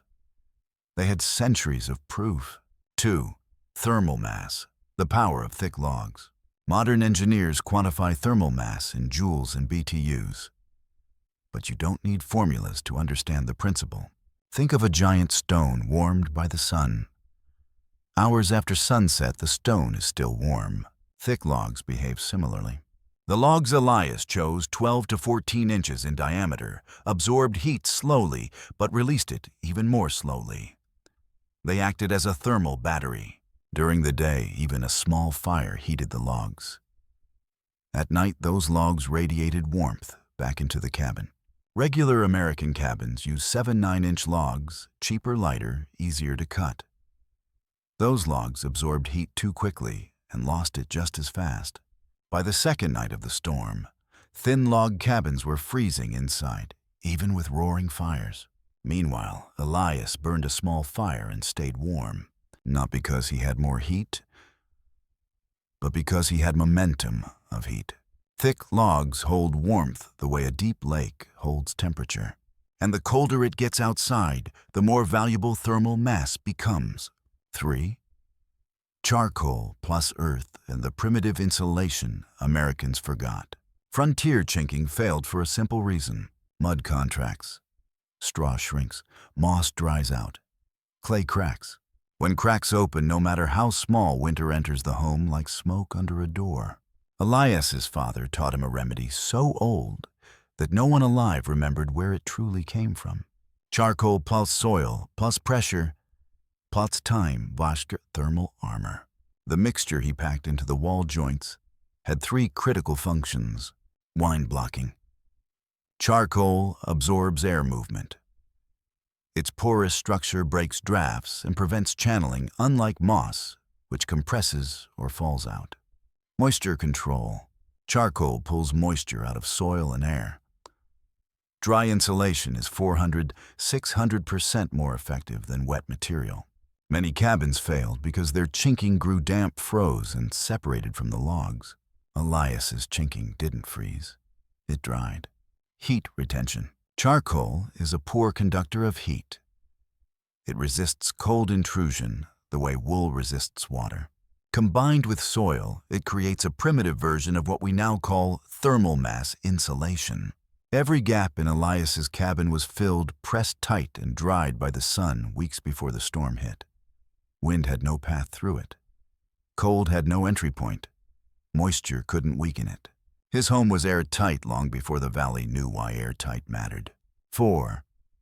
Structural behavior in extreme cold. Why most cabins cracked. During the storm, nearly every cabin experienced the same terrifying pattern. Temperature drops, wood contracts, joints shift, beams crack under asymmetric stress. This wasn't a fluke. It was physics. Wood shrinks when it freezes. Not evenly, but directionally. Across the grain, much more than along it. Knots shrink differently than straight grain. Frozen moisture inside wood expands before shrinking, stressing joints. Roof beams with snow weight contract unevenly. Most American cabins were built quickly with minimal joinery precision. Their logs shrank in random ways, pulling nails, tearing fibers, opening gaps. Then the wind forced snow into those gaps. Snow melted from interior heat. Cracks refroze. The process repeated all night. Crack, shrink, groan, fail. But Elias built with seasoned wood, not green logs. His logs had dried for months before he cut them. Their moisture content was far lower, which meant contraction during extreme cold was predictable and minimal. Furthermore, the inward lean reduced lateral stress. The thick logs resisted shrinkage. The dense chinking prevented snow infiltration. The angled geometry distributed load evenly. The roof joint stayed tight because walls didn't push outward. The result? A cabin that behaved like a single unified block rather than a loose collection of pieces. That different structural unity kept his beams from cracking and his roof from sagging. 5. Wind flow. The hidden force. People underestimated. The settlers thought the cold snap's biggest danger was temperature. They were wrong. It was wind pressure. At 30° F and higher wind speeds, something surprising happens. Wind does not simply pass around a structure. It attacks it. Straight walls catch wind like sails. Flat roofs take on pressure like shields. Continuous gusts force cold air through the tiniest imperfections. Wind steals warmth faster than a lack of insulation. Wind rips joints open. Wind drives snow sideways into chinking. But Elias's cabin shed wind. Because his walls leaned inward, the airflow behaved differently. Wind struck the wall, climbed the angle, lifted upward, lost much of its force, reduced pressure on joints. His cabin was shaped like a wedge that cut the storm rather than absorbing it. And inside, the air stayed still. Still air means retained heat. Still air means quiet nights. Still air means life. A simple demonstration that settled the debate. On the second morning after the storm, when survivors huddled in Elias's cabin, a debate sparked. What saved us? Was it the logs, the angle, the chinking, the roof? Design, the foundation, the old tricks? Elias listened quietly. Then he did something the valley would talk about for decades. He took 3 items: a candle, a feather, a small tin cup of warm water. He placed the candle in the center of the room and lit it. Then he set the feather near the wall. In most cabins, the flame would bend toward drafts. The feather would tremble with every movement of wind. But in Elias's cabin, the flame stood straight. The feather didn't move, not even a quiver. Then Elias placed the tin cup near the wall. Outside, the world hovered near 0 degrees. Inside other cabins, water froze in minutes. In Elias's cabin, an hour passed. The water stayed liquid. He turned to the room full of exhausted, humbled settlers. "The storm found your weaknesses," Elias said gently. "It didn't find mine. No pride, no anger, just truth.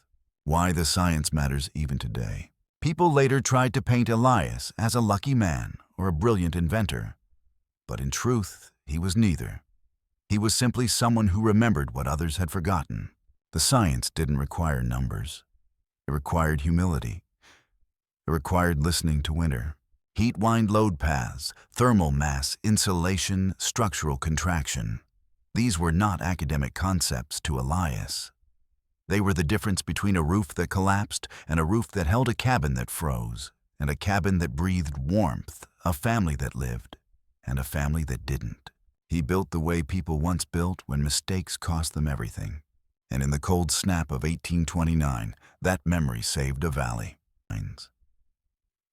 There existed a kind of winter that people whispered about, but rarely witnessed.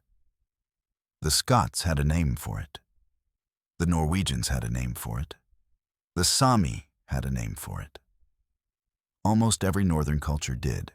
Grandmother Winter, the old one, the keeper of all storms. Not every winter is a grandmother. Most are daughters, mild, predictable, forgivable. Some are mothers, stern, demanding teaching lessons the hard way. But once in a lifetime, maybe twice, a valley meets the elder herself, the one who remembers every cruelty she has ever delivered, the one who has no interest in mercy, the one who exposes every weakness of timber, of design, of pride. And in the cold snap of 1829, she came to the Tobacco Creek Valley.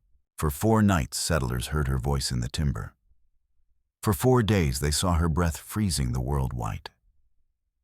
And when she left, she carried more than snow with her. She carried illusions, assumptions, false confidence. But she left behind something else, something that would outlast her, the lesson. A lesson rooted in old-world memory. That morning, as people sat wrapped in blankets inside Elias Turner's cabin, the Scotsman spoke the words that would echo through the valley for decades. "You built for the winters you knew," he said. "My family built for the winters that destroyed us." No one spoke. Not even Jacob Redley, who never stayed silent long. The fire crackled softly. Outside, cold light spilled through the frost-lined windows. The storm was ending, but the memory of its teeth still clung to every face in the room.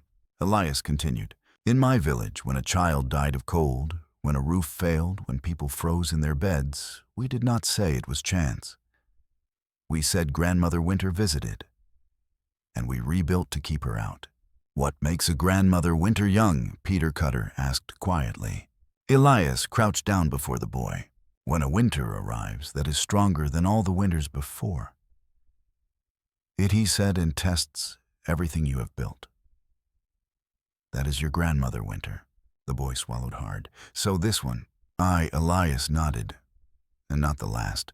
A shiver passed through the room that had nothing to do with temperature. Why old knowledge survived in the north. Elias stood and placed his hand on the angled wall. "This design," he said, "is not my invention. My father built it. His father built it. And men before them built it. Not because it was clever, but because someone froze to death once long ago, and a village vowed it would not happen again." He tapped the chinking gently. "These walls are not meant for comfort. They are meant for forgiveness when winter forgets to show mercy." Hank Mortimer, the proudest builder in the valley, stared at his boots. "I thought it was foolish," he admitted, "seeing your walls all crooked like that." Elias didn't smile. He didn't gloat. He simply nodded. "Straight walls look fine." he said softly. Until the wind comes sideways. A few men laughed under their breath, not mockery but recognition. The philosophy behind the walls. Elias walked to the fire and sat. Where I come from, he said, people build with a memory longer than their own lives. When a winter brings down a roof, our fathers tell us the story. When a night freezes a man in his bed, the village changes how it builds. The knowledge is carried like a torch. And here, asked Jacob. Elias looked at him, gentle but honest. You build with only your own memory. 50 years of winters, maybe 60. Jacob's jaw tightened, not angry but humbled. Grandmother Winter lives longer than we do. Elias continued. If you build only for what you remember, you will lose to what she remembers. Silence again, hard silence, truth settling in like snow. The valley begins to understand. After the storm, men who had once mocked Elias's design asked questions with genuine hunger. How steep should walls lean? Why pack soil instead of moss? How do you know the logs are dry enough? How thick must they be? How deep do you bury the foundation stones? Why is the fire pit centered instead of against a wall? Why place the bed near the roof line? Why build slow when winter is far away? And Elias answered everyone, because he knew something they didn't. A storm teaches nothing if pride refuses to listen. What frontier people had forgotten. The American frontier had bred a fierce independence and admirable strength, but a dangerous one. Many settlers believed a man could outwork winter. That speed mattered more than preparation. That a roof was a roof if it kept out rain. But Elias's childhood held different lessons. A roof is not protection, it is a promise. A wall is not shelter, it is a decision. A beam is not lumber, it is a life support. And above all, winter is not weather. Winter is an opponent. People in the valley had never been taught to treat winter with that level of respect. Until now, Grandmother Winter doesn't come often. But she always comes again. After the cold snap, as the valley dug itself out, a fear lingered. Not the fear of winter itself, but the fear of ignorance. Harlan Kinsley, still recovering from the roof collapse that nearly killed him, summed it up best. I built for the daughter winters, he said quietly. And the old one came. I was not ready. That sentence traveled from cabin to cabin. Men repeated it in low voices as they chopped wood. Women whispered it as they tucked children into bed. Children heard it and asked their parents what it meant, and slowly the idea took hold. You don't prepare for the winter you expect. You prepare for the winter that almost killed someone. That is Grandmother Winter's lesson, and its truth is older than any nation. Why this lesson still matters today.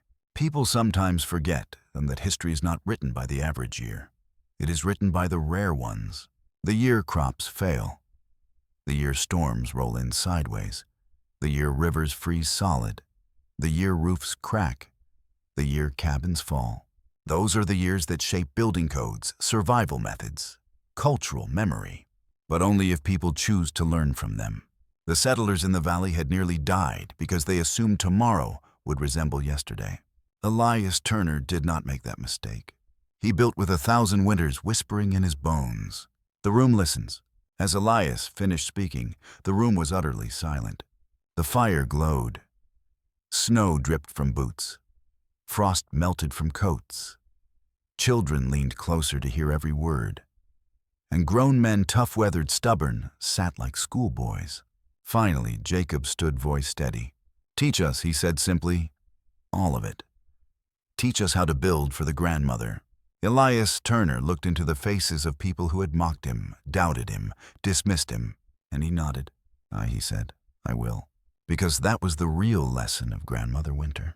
The storm is not the enemy. The storm is the teacher, if you're willing to learn. Familiar in shaped trees, cabins, fences still where they belonged. Foreign in spirit, everything bowed under the memory of a cold that no one had believed possible. The cold snap of 1829 had not destroyed the valley, but it had humbled it. And humility, as Elias Turner well knew, is the first step toward wisdom. For 2 days after the storm, everyone focused on survival, tending frostbite, warming frozen limbs, boiling water, repairing stoves, digging paths through chest-deep drifts. But on the third morning, something shifted. The storm was no longer the enemy. Ignorance was. And so the valley turned its eyes toward rebuilding. Not the rebuilding that restores what used to be, but the rebuilding that transforms what must be. 1. The first meeting. It happened outside Elias's cabin under a sky so clear it felt newly forged. Men gathered: Jacob Redley, Hank Mortimer, the Cutter brothers, the Kinsleys, the Rhodes family, and a dozen others. Women wrapped in shawls. Children bundled in scarves, still shaken by nights spent shivering. And in the center stood Elias, the man they had once called stubborn, foreign, odd. Jacob stepped forward first. He cleared his throat the way men do when they're forcing pride down their throat. "We'd like you to show us," he said. "Not just how to fix our cabins, how to rebuild them right." Elias didn't speak immediately. He looked at the people gathered, the lines of exhaustion on their faces, the bruised nails, the trembling hands, the way children pressed close to their mothers. This valley had been wounded, but it was still alive. Elias nodded once. "Aye, we'll build. But we'll start by learning." 2. The walkthrough. The first step was not cutting timber. It was understanding failure. Elias insisted on walking to each damaged cabin, not to shame anyone, but to teach the valley to read the story the storm had carved into their homes. At the Mortimer cabin, he placed a hand on the wall. "See this gap," he said. This opened when the logs contracted. Wind pushed snow, and snow melted, then froze. The freeze pried this joint wider. Hank nodded. "I felt the cold creeping in like a snake." "It wasn't creeping," Elias said softly. "It was invited." At the Kinsley cabin, he crouched under the collapsed corner. "Your ridge beam was green," he told Harlan, "still holding too much moisture. When the cold hit, it shrunk faster than the supporting logs. That's why it cracked first." Harlan swallowed. "I didn't know it mattered." "It always matters," Elias replied. "But no one told you. Now you know."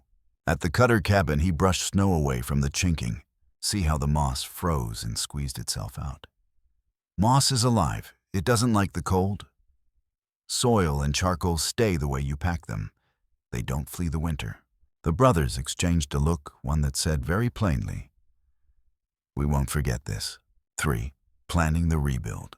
When they returned to Elias's cabin, the valley gathered in a semicircle around him. Elias knelt and drew a shape in the snow, a triangle. "This is your new wall," he said. Jacob frowned, leaning again. "Aye, not to look strange, to survive." He drew 4 more lines at the placement of the foundation stones, at the line of the roof beams, the position of the central hearth. "This is not one design," he said. "It is 50 small choices. Every choice matters. Every mistake becomes a weakness." He tapped the snow triangle again, and winter finds every weakness. The valley listened with a seriousness Elias had never seen before. "We'll need more timber," someone said. "And more time," said another. And more hands, said a third. Elias nodded. "You'll have them." Because something unspoken now bound the valley together. When winter tries to kill you, you either stand apart and die, or stand together and survive. They chose survival. 4. The first cabin rebuilt. They began with the Kinsley cabin, the one that had nearly become a grave. Elias worked alongside the men, showing instead of telling. He showed them where to notch, where to cut, how to angle the saw. He explained why posts needed to be set deep, why logs needed to overlap, just so why a roof shouldn't rest its full weight on the gable ends alone. "This work is slower," Hank muttered. "Aye," Elias said, "because we're building for the grandmother." No one questioned the pace after that. As the walls rose, leaning inward, thick and heavy, the Kinsley children watched, wide-eyed. Their mother whispered, "This one won't fall," as if reassuring herself. Elias taught them how to mix the soil charcoal chinking, how to pack it until it groaned, how to dry it with handheld embers, how to seal the smallest cracks with ash.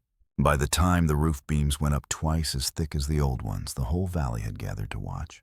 It wasn't just a cabin. It was a promise. 5. A valley of apprentices. Word spread quickly that Elias Turner was rebuilding the valley, and soon men began showing up at dawn. Axes, sharpened saws, repaired gloves stiff with cold. Jacob learned how to choose timber by sound. Hank learned why knots weaken a roof beam. The Cutter brothers learned how wind moves along a wall. Women learned how to pack chinking so dense it felt like pottery. Children learned how to stack drying logs in X-shaped cradles. Every person, young and old, found a role. Elias never raised his voice, never grew impatient. He corrected quietly, explained gently, taught, as if passing down something sacred. And he was. Old world knowledge is not a recipe. It's a lineage. One storm had nearly erased the valley, but one man's memory began stitching it back together. 6. When pride turned into purpose. The biggest transformation was in the men who had once mocked Elias the most. Hank Mortimer, stubborn Hank, with his straight walls and quicker is better philosophy, became obsessed with perfecting the tilt of his new cabin's frame. "This angle right?" he asked. "Aye," Elias said. "Feels too steep." "Too steep," Elias replied, "is what saves lives." Hank nodded, calmer than Elias had ever seen him. The Cutter brothers, who once laughed about those crooked Scottish walls, refused to let anyone else pack their chinking. They wanted to get it exactly right. And Harlan Kinsley, whose life Elias saved, walked through the valley checking other cabins. "Your beam's too green," he'd warn. "Your gap's too wide. Your walls need bracing." He became a guardian of the very knowledge that nearly cost him his life. 7. The valley transformed. By April, when the last frost loosened its hold, something remarkable had happened. The valley no longer looked like a scattering of improvised homesteads. It looked intentional, unified, prepared. Cabins stood with inward-leaning walls. Roofs bore heavy beams and dense planking. Foundations were dug deep and wide. Chinking lines were cleaned dark and sealed tight with charcoal. Fire pits sat centered, not pushed carelessly against walls. Lofts were placed precisely where heat pooled most. This was no longer a valley of temporary shelters. It was a valley built for the grandmother. 8. When Elias looked out. One evening, as the rebuilt valley glowed orange in the light of wood stove chimneys, Elias stepped outside and listened to the soft murmuring of families inside their homes.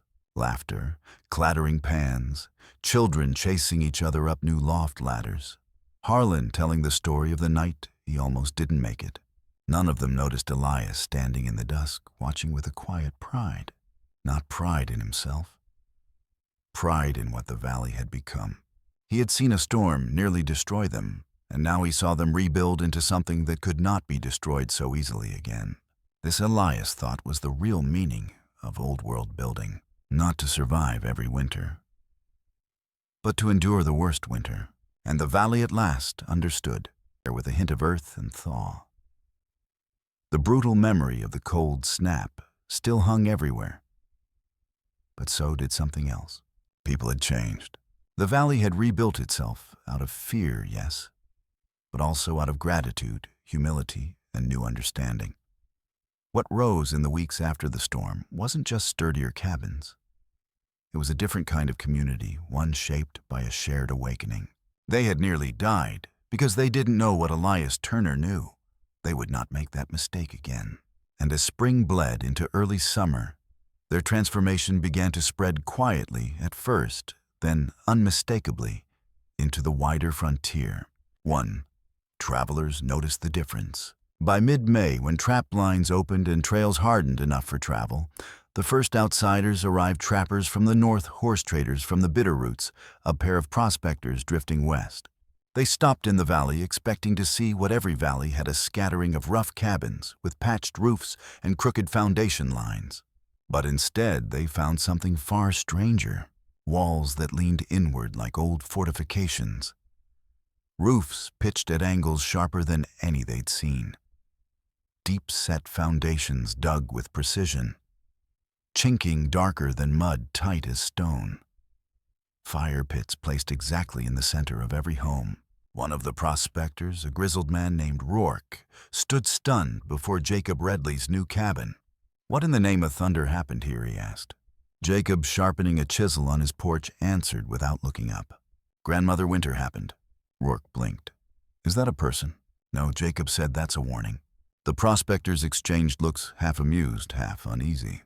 But that evening, when Jacob showed them the blueprint Elias had scratched into the packed dirt behind his house, the triangular wall design, the venting patterns, the placement of the hearth, they stopped laughing. "You folks building for the end of the world?" Rourke asked. "No," Jacob said, "just for the worst winter of our lives." 2. Word begins to travel. Trappers are storytellers by nature. By the time Rourke and his partner left the valley 3 days later, they carried more than pelts and supplies. They carried a tale of a winter so cold it tore cabins open. A tale of walls that leaned inward like a fortress. A tale of a Scotsman whose home remained warm while others froze. A tale of rebuilding not with arrogance, but ancient wisdom. Travelers took that story north to the Ruby River, south to Idaho trails, and west toward the Bitterroot Valley. Within weeks, isolated settlements began asking strange questions. "Anyone know about angled walls? What's this I hear about charcoal chinking? Is it true a valley survived a 40 storm with barely a stove burning? Who's this man they call Turner? Turner. Is there a drawing of the design?" The story twisted and stretched as legends do, but the core stayed intact. There was a way to build a cabin that didn't fear winter. 3. Elias himself never bragged, but others did. Summer brought hunters a pair of missionaries, 2 families passing west, and an old mountain man named Finch, who had survived 4 decades of Rockies winters. Finch walked straight to Elias's cabin, squinted at the inward walls, ran his fingers along the sealed chinking, and grunted, "So you're the one made a fool of the cold." Elias shook his head. "The cold fooled no one. It only reminded us." Finch grinned with broken teeth. "You talk like an old man." "I was raised by old winters," Elias said.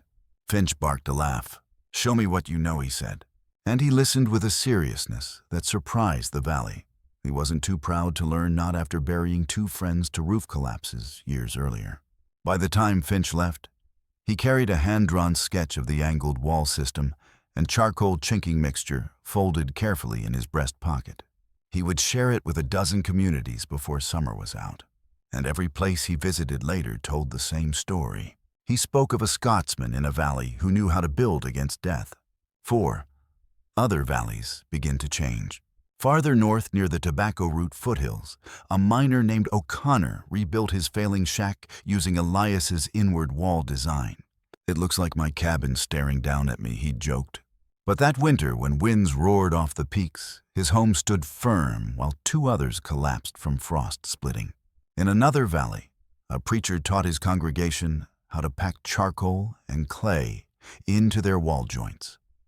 He credited it not to scripture, but to a wise foreigner who understood the quiet language of winter. A hunter wandering through Idaho would later tell of a cabin he saw with walls slanting inward like a pyramid, built by a man who claimed it's how the Scots beat the snow. Even a few army surveyors took note after passing through the valley the following spring. "Unusual structures," one officer wrote in his journal, "but built with remarkable wisdom. Might be worth adopting in northern posts." 5. What spread was not the cabin. It was the mindset. People didn't simply copy Elias's walls.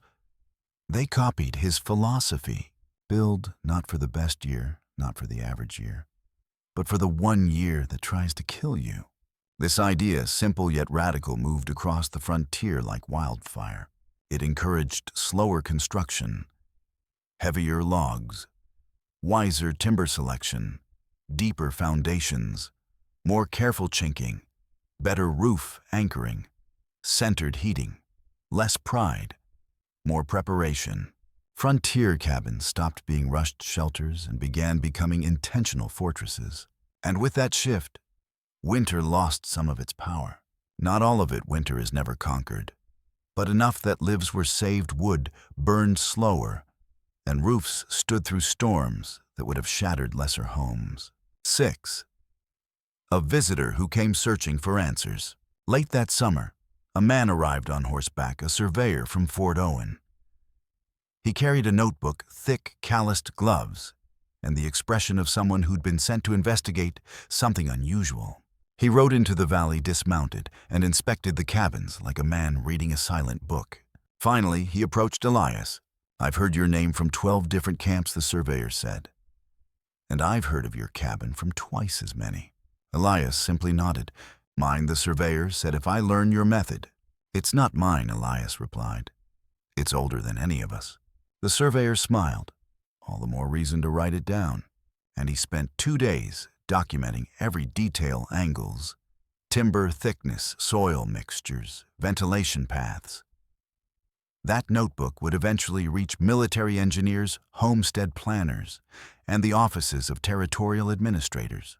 It wouldn't turn into formal building codes, not yet. But it planted the seeds. Seeds that would grow decades later into the first official snow load guidelines in the Northwest. All because a Scotsman built one cabin differently. 7. The valley learns what it has become. Toward the end of summer, Jacob Redley stood on a ridge looking over the valley. Chimneys puffed softly. New cabins shone with clean cuts. Roof lines slanted with purpose. The place didn't just look rebuilt. It looked alive in a new way. "Elias," Jacob said beside him, "you realize what's happening, don't you?" "What's that?" "You changed this place. And now this place is changing others." Elias didn't answer immediately. He watched the field sway in the warm wind, the scent of pine drifting up from the trees. Finally, he said, "I only remembered what my father taught me. The valley chose to listen." Jacob smiled.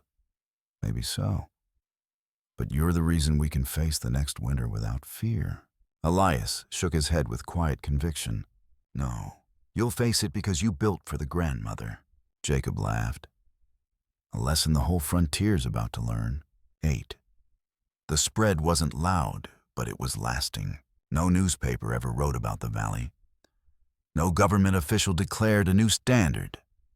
No preacher shouted it from a pulpit.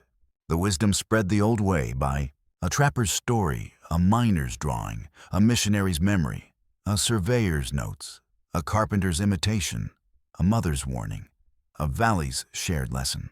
And for decades afterward, scattered across Montana, Idaho, and Wyoming, you could sometimes find a lone cabin with inward-leaning walls built by someone who'd heard a story about a winter that nearly killed a valley, and a Scotsman who built against the wind. Not a movement, not a revolution, just survival turned into tradition.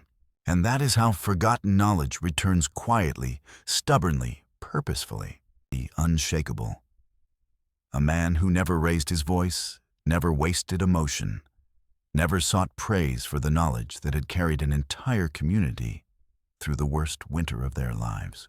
But no one in the valley, not Jacob, not Hank, not Martha Kinsley, whose family he had saved, knew what had shaped the man behind those angled walls, and Elias preferred it that way. Some stories were not meant to be told easily. Some wounds do not vanish simply because snow melts.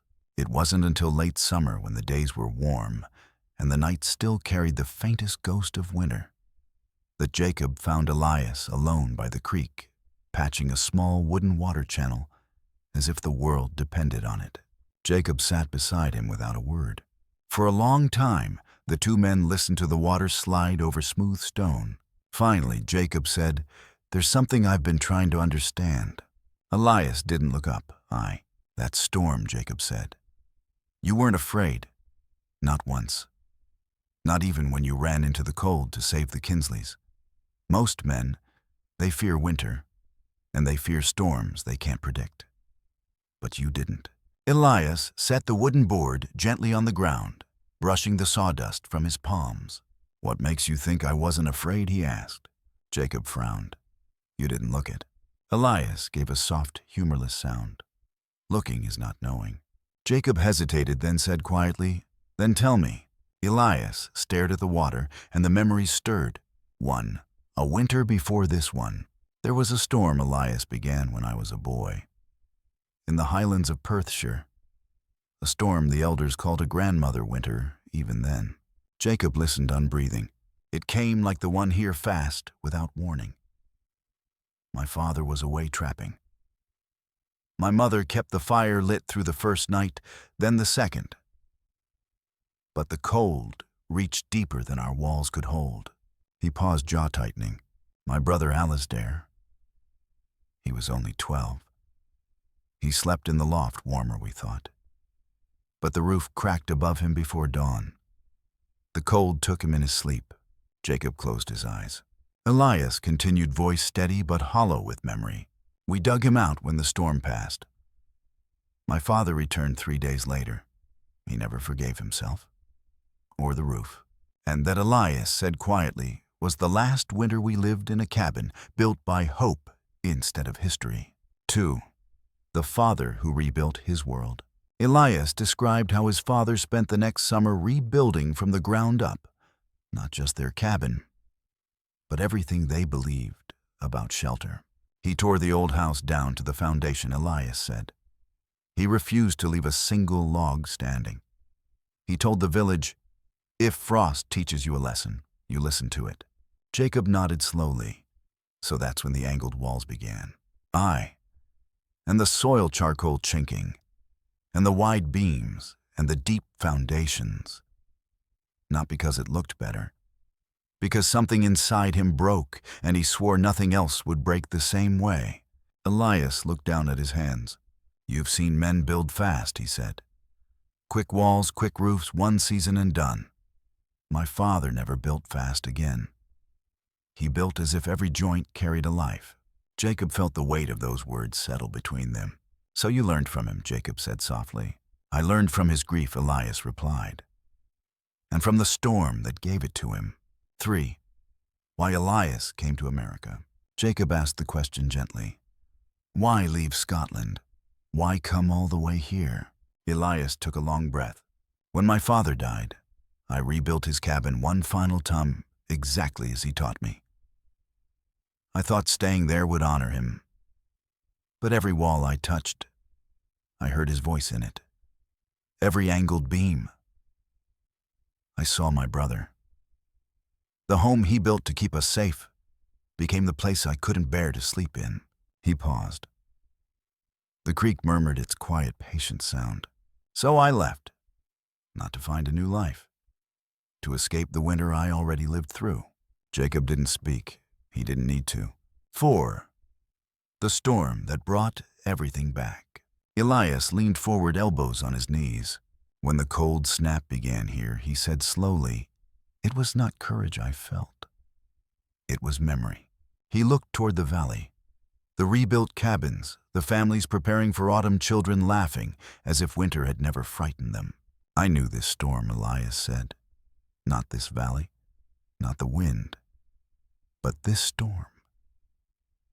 I'd seen its shadow before, and I knew exactly what it could take if we let it. Jacob swallowed. So when the Kinsley roof fell, Elias said quietly, I carried Harlan because I couldn't carry Alasdair. I wasn't afraid of the cold. I was afraid of losing another brother.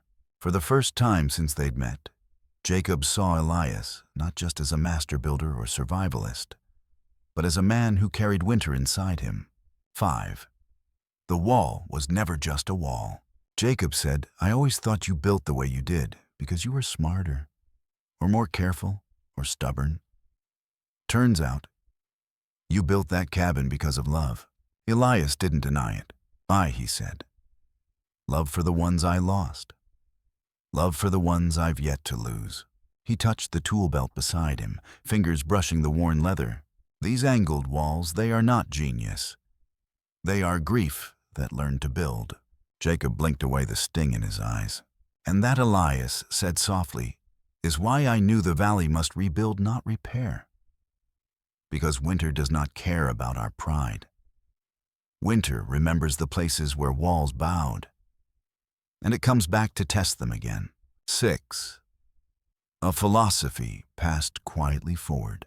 The sun slipped behind a cloud, scattering gold across the creek. For a moment, the whole valley looked painted, repaired, resilient, reborn. Jacob spoke quietly.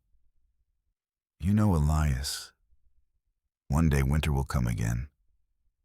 Maybe not like this year. Maybe not for many years. But it'll come. Elias nodded. Aye, and you'll be ready for it. Jacob smiled. Not because we're strong, but because you taught us to remember. No, Elias corrected gently. Because you chose to learn. The wind shifted then softly, warmly, not the roar of a grandmother winter, but the whisper of an ordinary summer breeze. And for the first time since the storm, Elias felt something unfamiliar settle in his bones. Not fear, not vigilance, not grief. Peace, not because winter was over, but because the valley would not face the next one blind. 7. The man behind the walls was not a builder. He was a bridge. Elias stood wiping his hands on his trousers. I am no hero, he said to Jacob. I survived a storm once. That is all. Jacob looked him in the eyes. No, Jacob said quietly. You survived a storm, and because of that, we survived ours. Elias did not answer. He simply walked toward the cabin he had built. With every memory, he carried the one place in the world where his past and this new valley met. Jacob watched him go and understood with sudden clarity. Elias Turner was not the man who built a warm cabin.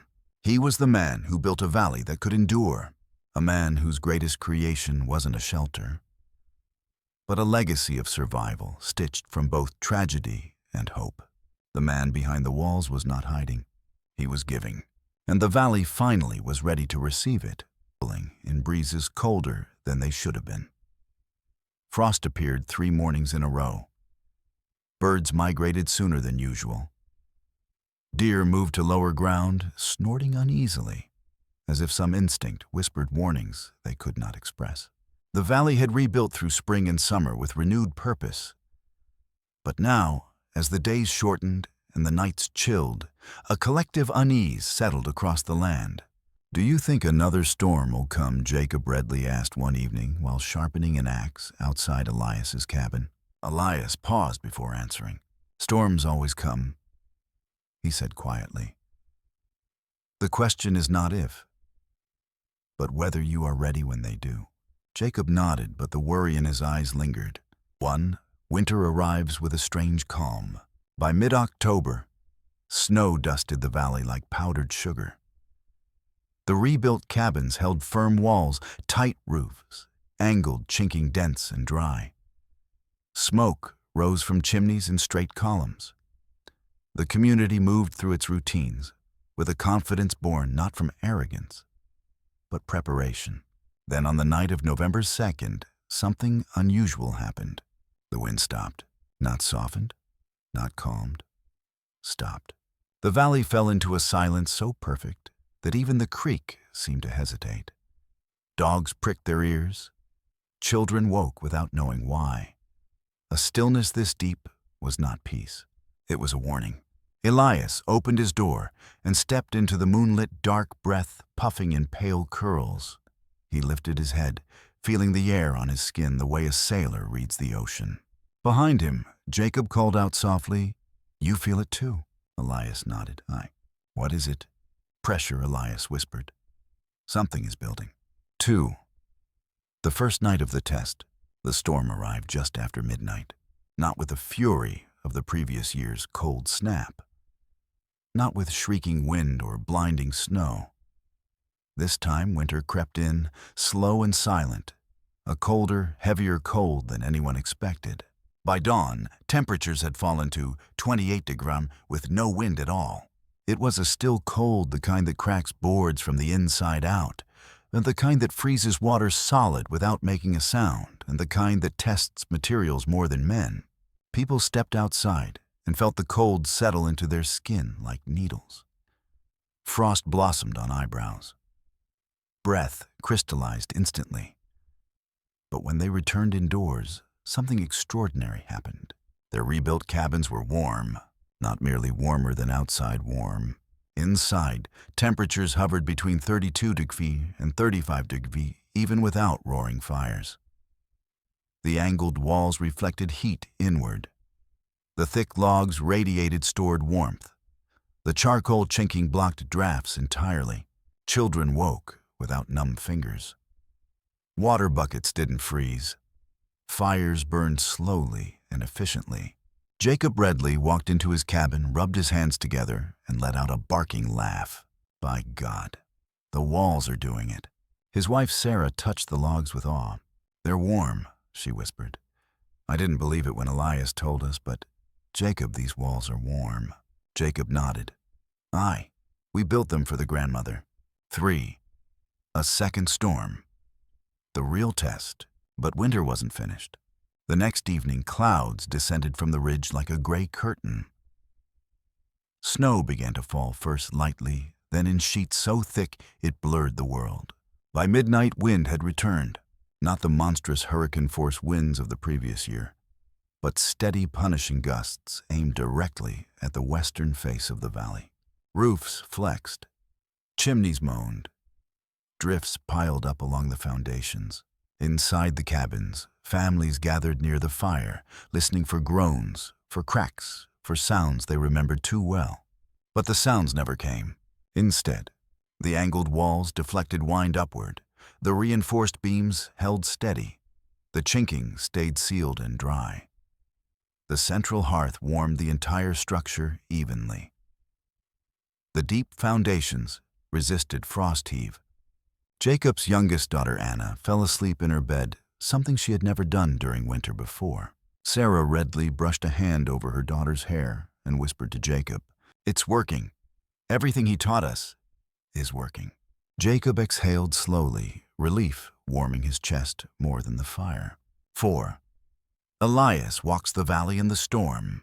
While families stayed indoors, Elias moved cabin to cabin, checking walls, feeling joints, pressing his palm against logs, like a physician reading the pulse of a patient. He didn't worry about collapse. He knew the structures were sound. He worried about the valley's confidence, worried that fear might return if someone misinterpreted a normal sound for danger. When he reached the Mortimer cabin, Hank stood waiting at the door, lantern in hand. "Elias," Hank said, voice trembling slightly this storm. "It's strong." "Aye," Elias replied, "but your cabin is stronger." Hank swallowed. "You sure?" Elias placed his hand on the man's shoulder. "I built nothing here. You built this, and you built it right." Hank didn't answer, but his eyes softened just a little. 5. The night the valley realized what they had built. On the third night of storms, the cold deepened again, this time reaching 33 degrees, accompanied by wind that rattled every loose branch and drift. But something remarkable occurred. No one panicked. No one fled. No one's roof shifted. No one's walls contracted dangerously. Instead, people slept. They slept through a sub-zero storm, the same kind of storm that had nearly ended them the year before. Little Thomas Kinsley slept on a loft bed under a warm quilt. Old Hank Mortimer slept before the hearth boots off, snoring loudly. The Cutter brothers slept without their tools clutched to their chests. Jacob and Sarah slept side by side for the first winter in memory without taking turns tending the fire. The cabins held. Not one cracked. Not one bowed. Not one shed a single timber. The valley didn't merely survive the winter, it endured it. 6. The morning after and the quiet realization. When the storm finally passed, sunlight broke through as if pouring forgiveness across the land. Snow blanketed the valley in smooth, untouched white. Chimneys puffed lazily upward. Children ran outside laughing, scooping handfuls of fresh snow. Dogs barked. Men stretched stiff arms. Women stepped outside, breathing deep, relieved breaths. And everywhere, the cabins stood tall, straight, strong, unwavering like monuments to a lesson learned well. Jacob found Elias standing on a ridge staring at the valley below. "You look troubled," Jacob said lightly. Elias shook his head. Not troubled, thinking. "About what?" Elias exhaled slowly. "A storm taught me how to build. he said. Now a storm has taught you. Jacob nodded. That's how knowledge stays alive, Elias. Passed down in timber, in stone, in mistakes made once but never again. Elias smiled, small, soft, genuine. Aye, that's how my father wished it to be. 7. A valley changed forever. That winter would be remembered for generations, not because it was the coldest, or the longest, or the harshest, but because it was the winter that didn't break them. The winter that proved Elias wasn't an oddity or an outsider. The winter that showed the value of ancient knowledge. The winter that transformed cabins into fortresses. The winter that turned fear into confidence. In the darkest depths of the storm, the valley discovered something even more powerful than Elias's building techniques. A community that knew how to listen, how to adapt, how to survive. And when spring arrived again, the valley no longer braced for what winter might bring. It looked winter in the eye and said, "We remember you now. Legacies are quieter than that, quiet like falling snow, quiet like a man working alone by lamplight, quiet like lessons passed from one pair of hands to another." Elias Turner never spoke of legacy. If anything, the word would have embarrassed him. But the valley and time understood something Elias himself never claimed. He had changed them, and through them, the frontier itself. And that change didn't end the year the storm passed. It rippled outward for decades. 1. The years after. The winter that tested the valley had been harsh, but not tragic. No cabins fell, no families froze, no children shivered in fear. Winter came and winter passed, and the valley held strong. In the years that followed, children grew up knowing warmth as something that could be built, not begged from luck. Families cut timber with intention, not haste. Storms were met with readiness, not panic. Roofs stood through the worst nights as if carved from the mountain itself. Travelers passed through and marveled. Stories quietly spread from campfire to campfire, and through it all, Elias remained the same man, steady, quiet, deliberate. He never called himself a teacher. He never claimed to be wise. He simply built the way his father taught him, slowly, carefully. For the grandmother, not the daughter. 2. But the generations who learned his name. By the early 1840s, the valley had grown. Children Elias once taught became adults, then parents. They told the story of the cold snap of 1829 to their own children as if it were scripture.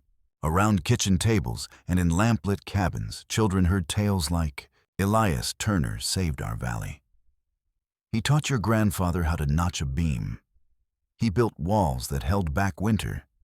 He saved Martha Kinsley's husband from the storm. He listened to winter the way some men listen to God." Folklore formed slowly without intention, as folklore always does. Some details shifted, becoming softer, rounder, mythic. But the truth held steady. A man with angled walls had saved them. 3. The things Elias never said out loud. Elias aged quietly. By the late 1830s, his beard had gone from iron black to frost white. His hands stiffened in the cold, his shoulders bent slightly from decades of lifting timber. But his eyes, those calm, storm-worn eyes, remained sharp. People started noticing that he spent more time sitting near the ridge, watching snow clouds gather and dissolve. As if speaking silently to someone far away, Jacob asked him once, "You thinking of Scotland again?" Elias smiled gently. "Aye. I think of it when the wind sounds familiar. You miss it." "No," Elias said.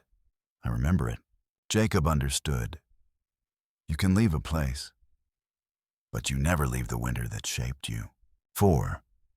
When the newcomers arrived, by 1846, wagon trains began crossing the region more frequently.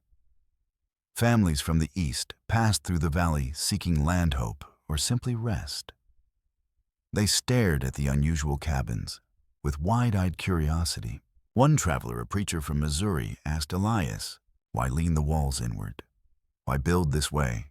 Elias answered simply, "So the cold must work harder than we do." Another, a carpenter from Ohio, walked around Elias's home 3 times, nodding appreciatively. "I've never seen craftsmanship like this west of the Mississippi," he said. "Who taught you?" Elias paused, then replied, "Winter. 5. The last winter he saw. In the winter of 1849. A storm rolled into the valley, not as fierce as the cold snap decades earlier, but harsh enough to test the fortitude of any cabin. People braced themselves instinctively, though they no longer feared the season. Elias's cabin held, of course. It always did. But the man inside it was no longer strong enough to check every foundation, climb every roof, or walk the valley in the dark to comfort worried families. That winter he stayed often by the fire hands, wrapped around a cup of broth, eyes half closed as he listened to the crackle of logs. Neighbors came by daily. Jacob brought wood. The Kinsleys brought food. Children brought questions, and Elias would answer everyone with patience. When asked, "Will this be a grandmother winter?" he smiled softly. "No, that one has already been here." 6. The morning the valley went quiet. On a still morning in early March, when frost clung to the fences in delicate lace, and the creek ran black and smooth beneath its thin skin of ice, Jacob Redley walked to Elias's cabin with a bundle of firewood. He found the door slightly ajar. The fire burned low, and Elias Turner sat peacefully in his chair, eyes closed, hands resting gently on his knees, as though listening to the last hum of winter. He had passed quietly in the night. No struggle, no fear, no cold creeping in, just rest. When the valley learned the news, silence fell like soft snowfall.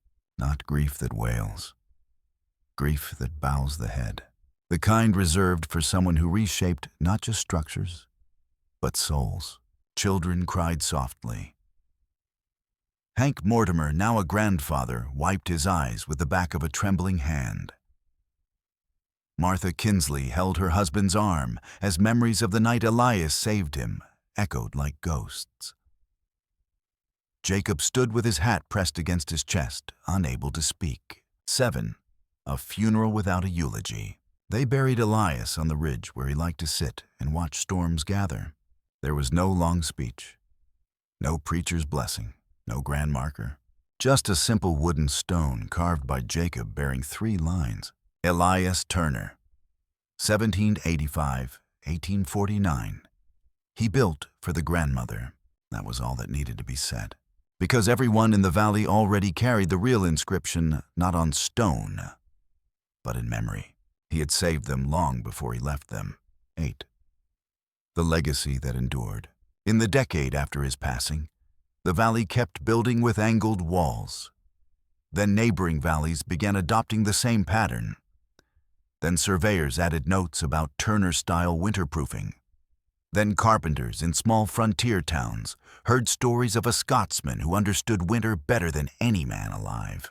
By the 1870s, a few logging communities in Montana and Idaho standardized inward-leaning walls for cabins in high snow regions. By the early 1900s, as scientific study of snow load expanded, engineers discovered that many of Elias's primitive techniques matched modern physics, nearly perfectly: thermal mass, wind deflection, load distribution, and insulation behavior. The world was catching up to what Elias Turner had known all along, not because he was a genius, because he listened to winter. 9. A valley that never forgot. Long after Elias's passing, old settlers would lean back in their chairs on stormy nights and tell young ones, "You see those walls, he taught us to build them. You hear that wind, he taught us not to fear it. You feel that warmth, he showed us how to keep it." And children, wide-eyed, wrapped in quilts, would say, "Tell us again about the grandmother winter." 10. The quiet echo of a life well lived. In the end, Elias Turner was not remembered for surviving a storm. He was remembered for ensuring others survived their storms. His angled walls, once mocked, became symbols of resilience. His charcoal chinking became a sign of wisdom. His slow, patient craftsmanship became a mark of honor. But perhaps the greatest legacy he left was a lesson deeper than timber, deeper than winter, deeper than survival. Build your life, your home, your family, your choices, not for the easy seasons, but for the seasons that test you. That was Elias's truth. That was his gift. And that truth lived on long after he returned to the quiet winter he understood so well. Which choices were made for convenience rather than survival. But winter also reveals something else, something deeper. What kind of people we choose to be when the cold finally comes. In the story of Elias Turner, we didn't just learn how to build a cabin, we learned how to build ourselves. His angled walls, his thick beams, his charcoal chinked seams, yes, they're lessons in engineering. But they are also lessons in patience, humility, and foresight. Lessons in listening to the world instead of assuming we already understand it. Lessons in honoring the wisdom of those who lived before us, even when their advice doesn't match our modern comfort. Elias Turner never claimed to be a hero. He never tried to be a legend. But the valley he saved became his legacy. A legacy built quietly. A legacy built daily. A legacy built one careful notch at a time. And when we look at the homes that still stand in that valley, some more than a century old, we are reminded that strength is rarely born in the moment of the storm. Strength is built long before the storm arrives. Perhaps that is the greatest wisdom he left us. Build your life during calm seasons for the storms you have yet to face. Because storms, whether of weather or grief or change, come for us all. Some arrive without warning. Some descend like the grandmother winter of old. Some shake the walls we thought were unshakable. But if we've built with intention, if we've shaped our lives the way Elias shaped his cabin, then we do not break. We do not bow. We do not fall. We endure. And in that endurance, we honor the generations who survived before us and the generations who will survive after us. If this story left you with something, an idea, a memory, a spark, then I hope it stays with you long after this video ends. I hope it reminds you that small decisions matter, that craftsmanship matters, that listening to wisdom, even old wisdom, especially old wisdom, matters. Most of all, I hope it reminds you that what you build your home, your relationships, your work, your character, can become a shelter for someone else one day, just as Elias Turner's craft sheltered an entire valley. Thank you for spending this time with me, for walking through the snowstorms of history, for honoring a way of life that built the frontier not just with muscle, but with memory and with care. If you found value in this story, if you enjoy learning forgotten lessons from the pioneers, trappers, homesteaders, and mountain men who shaped the American frontier, consider subscribing to Wildward. Here we don't just tell stories. We keep knowledge alive. We preserve what time has nearly erased. We learn from the storms that came before, and we prepare for the ones still on their way. Until next time, keep your hearth warm, keep your tools sharp, and keep building, not for the daughter winter you expect, but for the grandmother winter you cannot yet see. This is Wildward, where the old ways still speak and where we listen.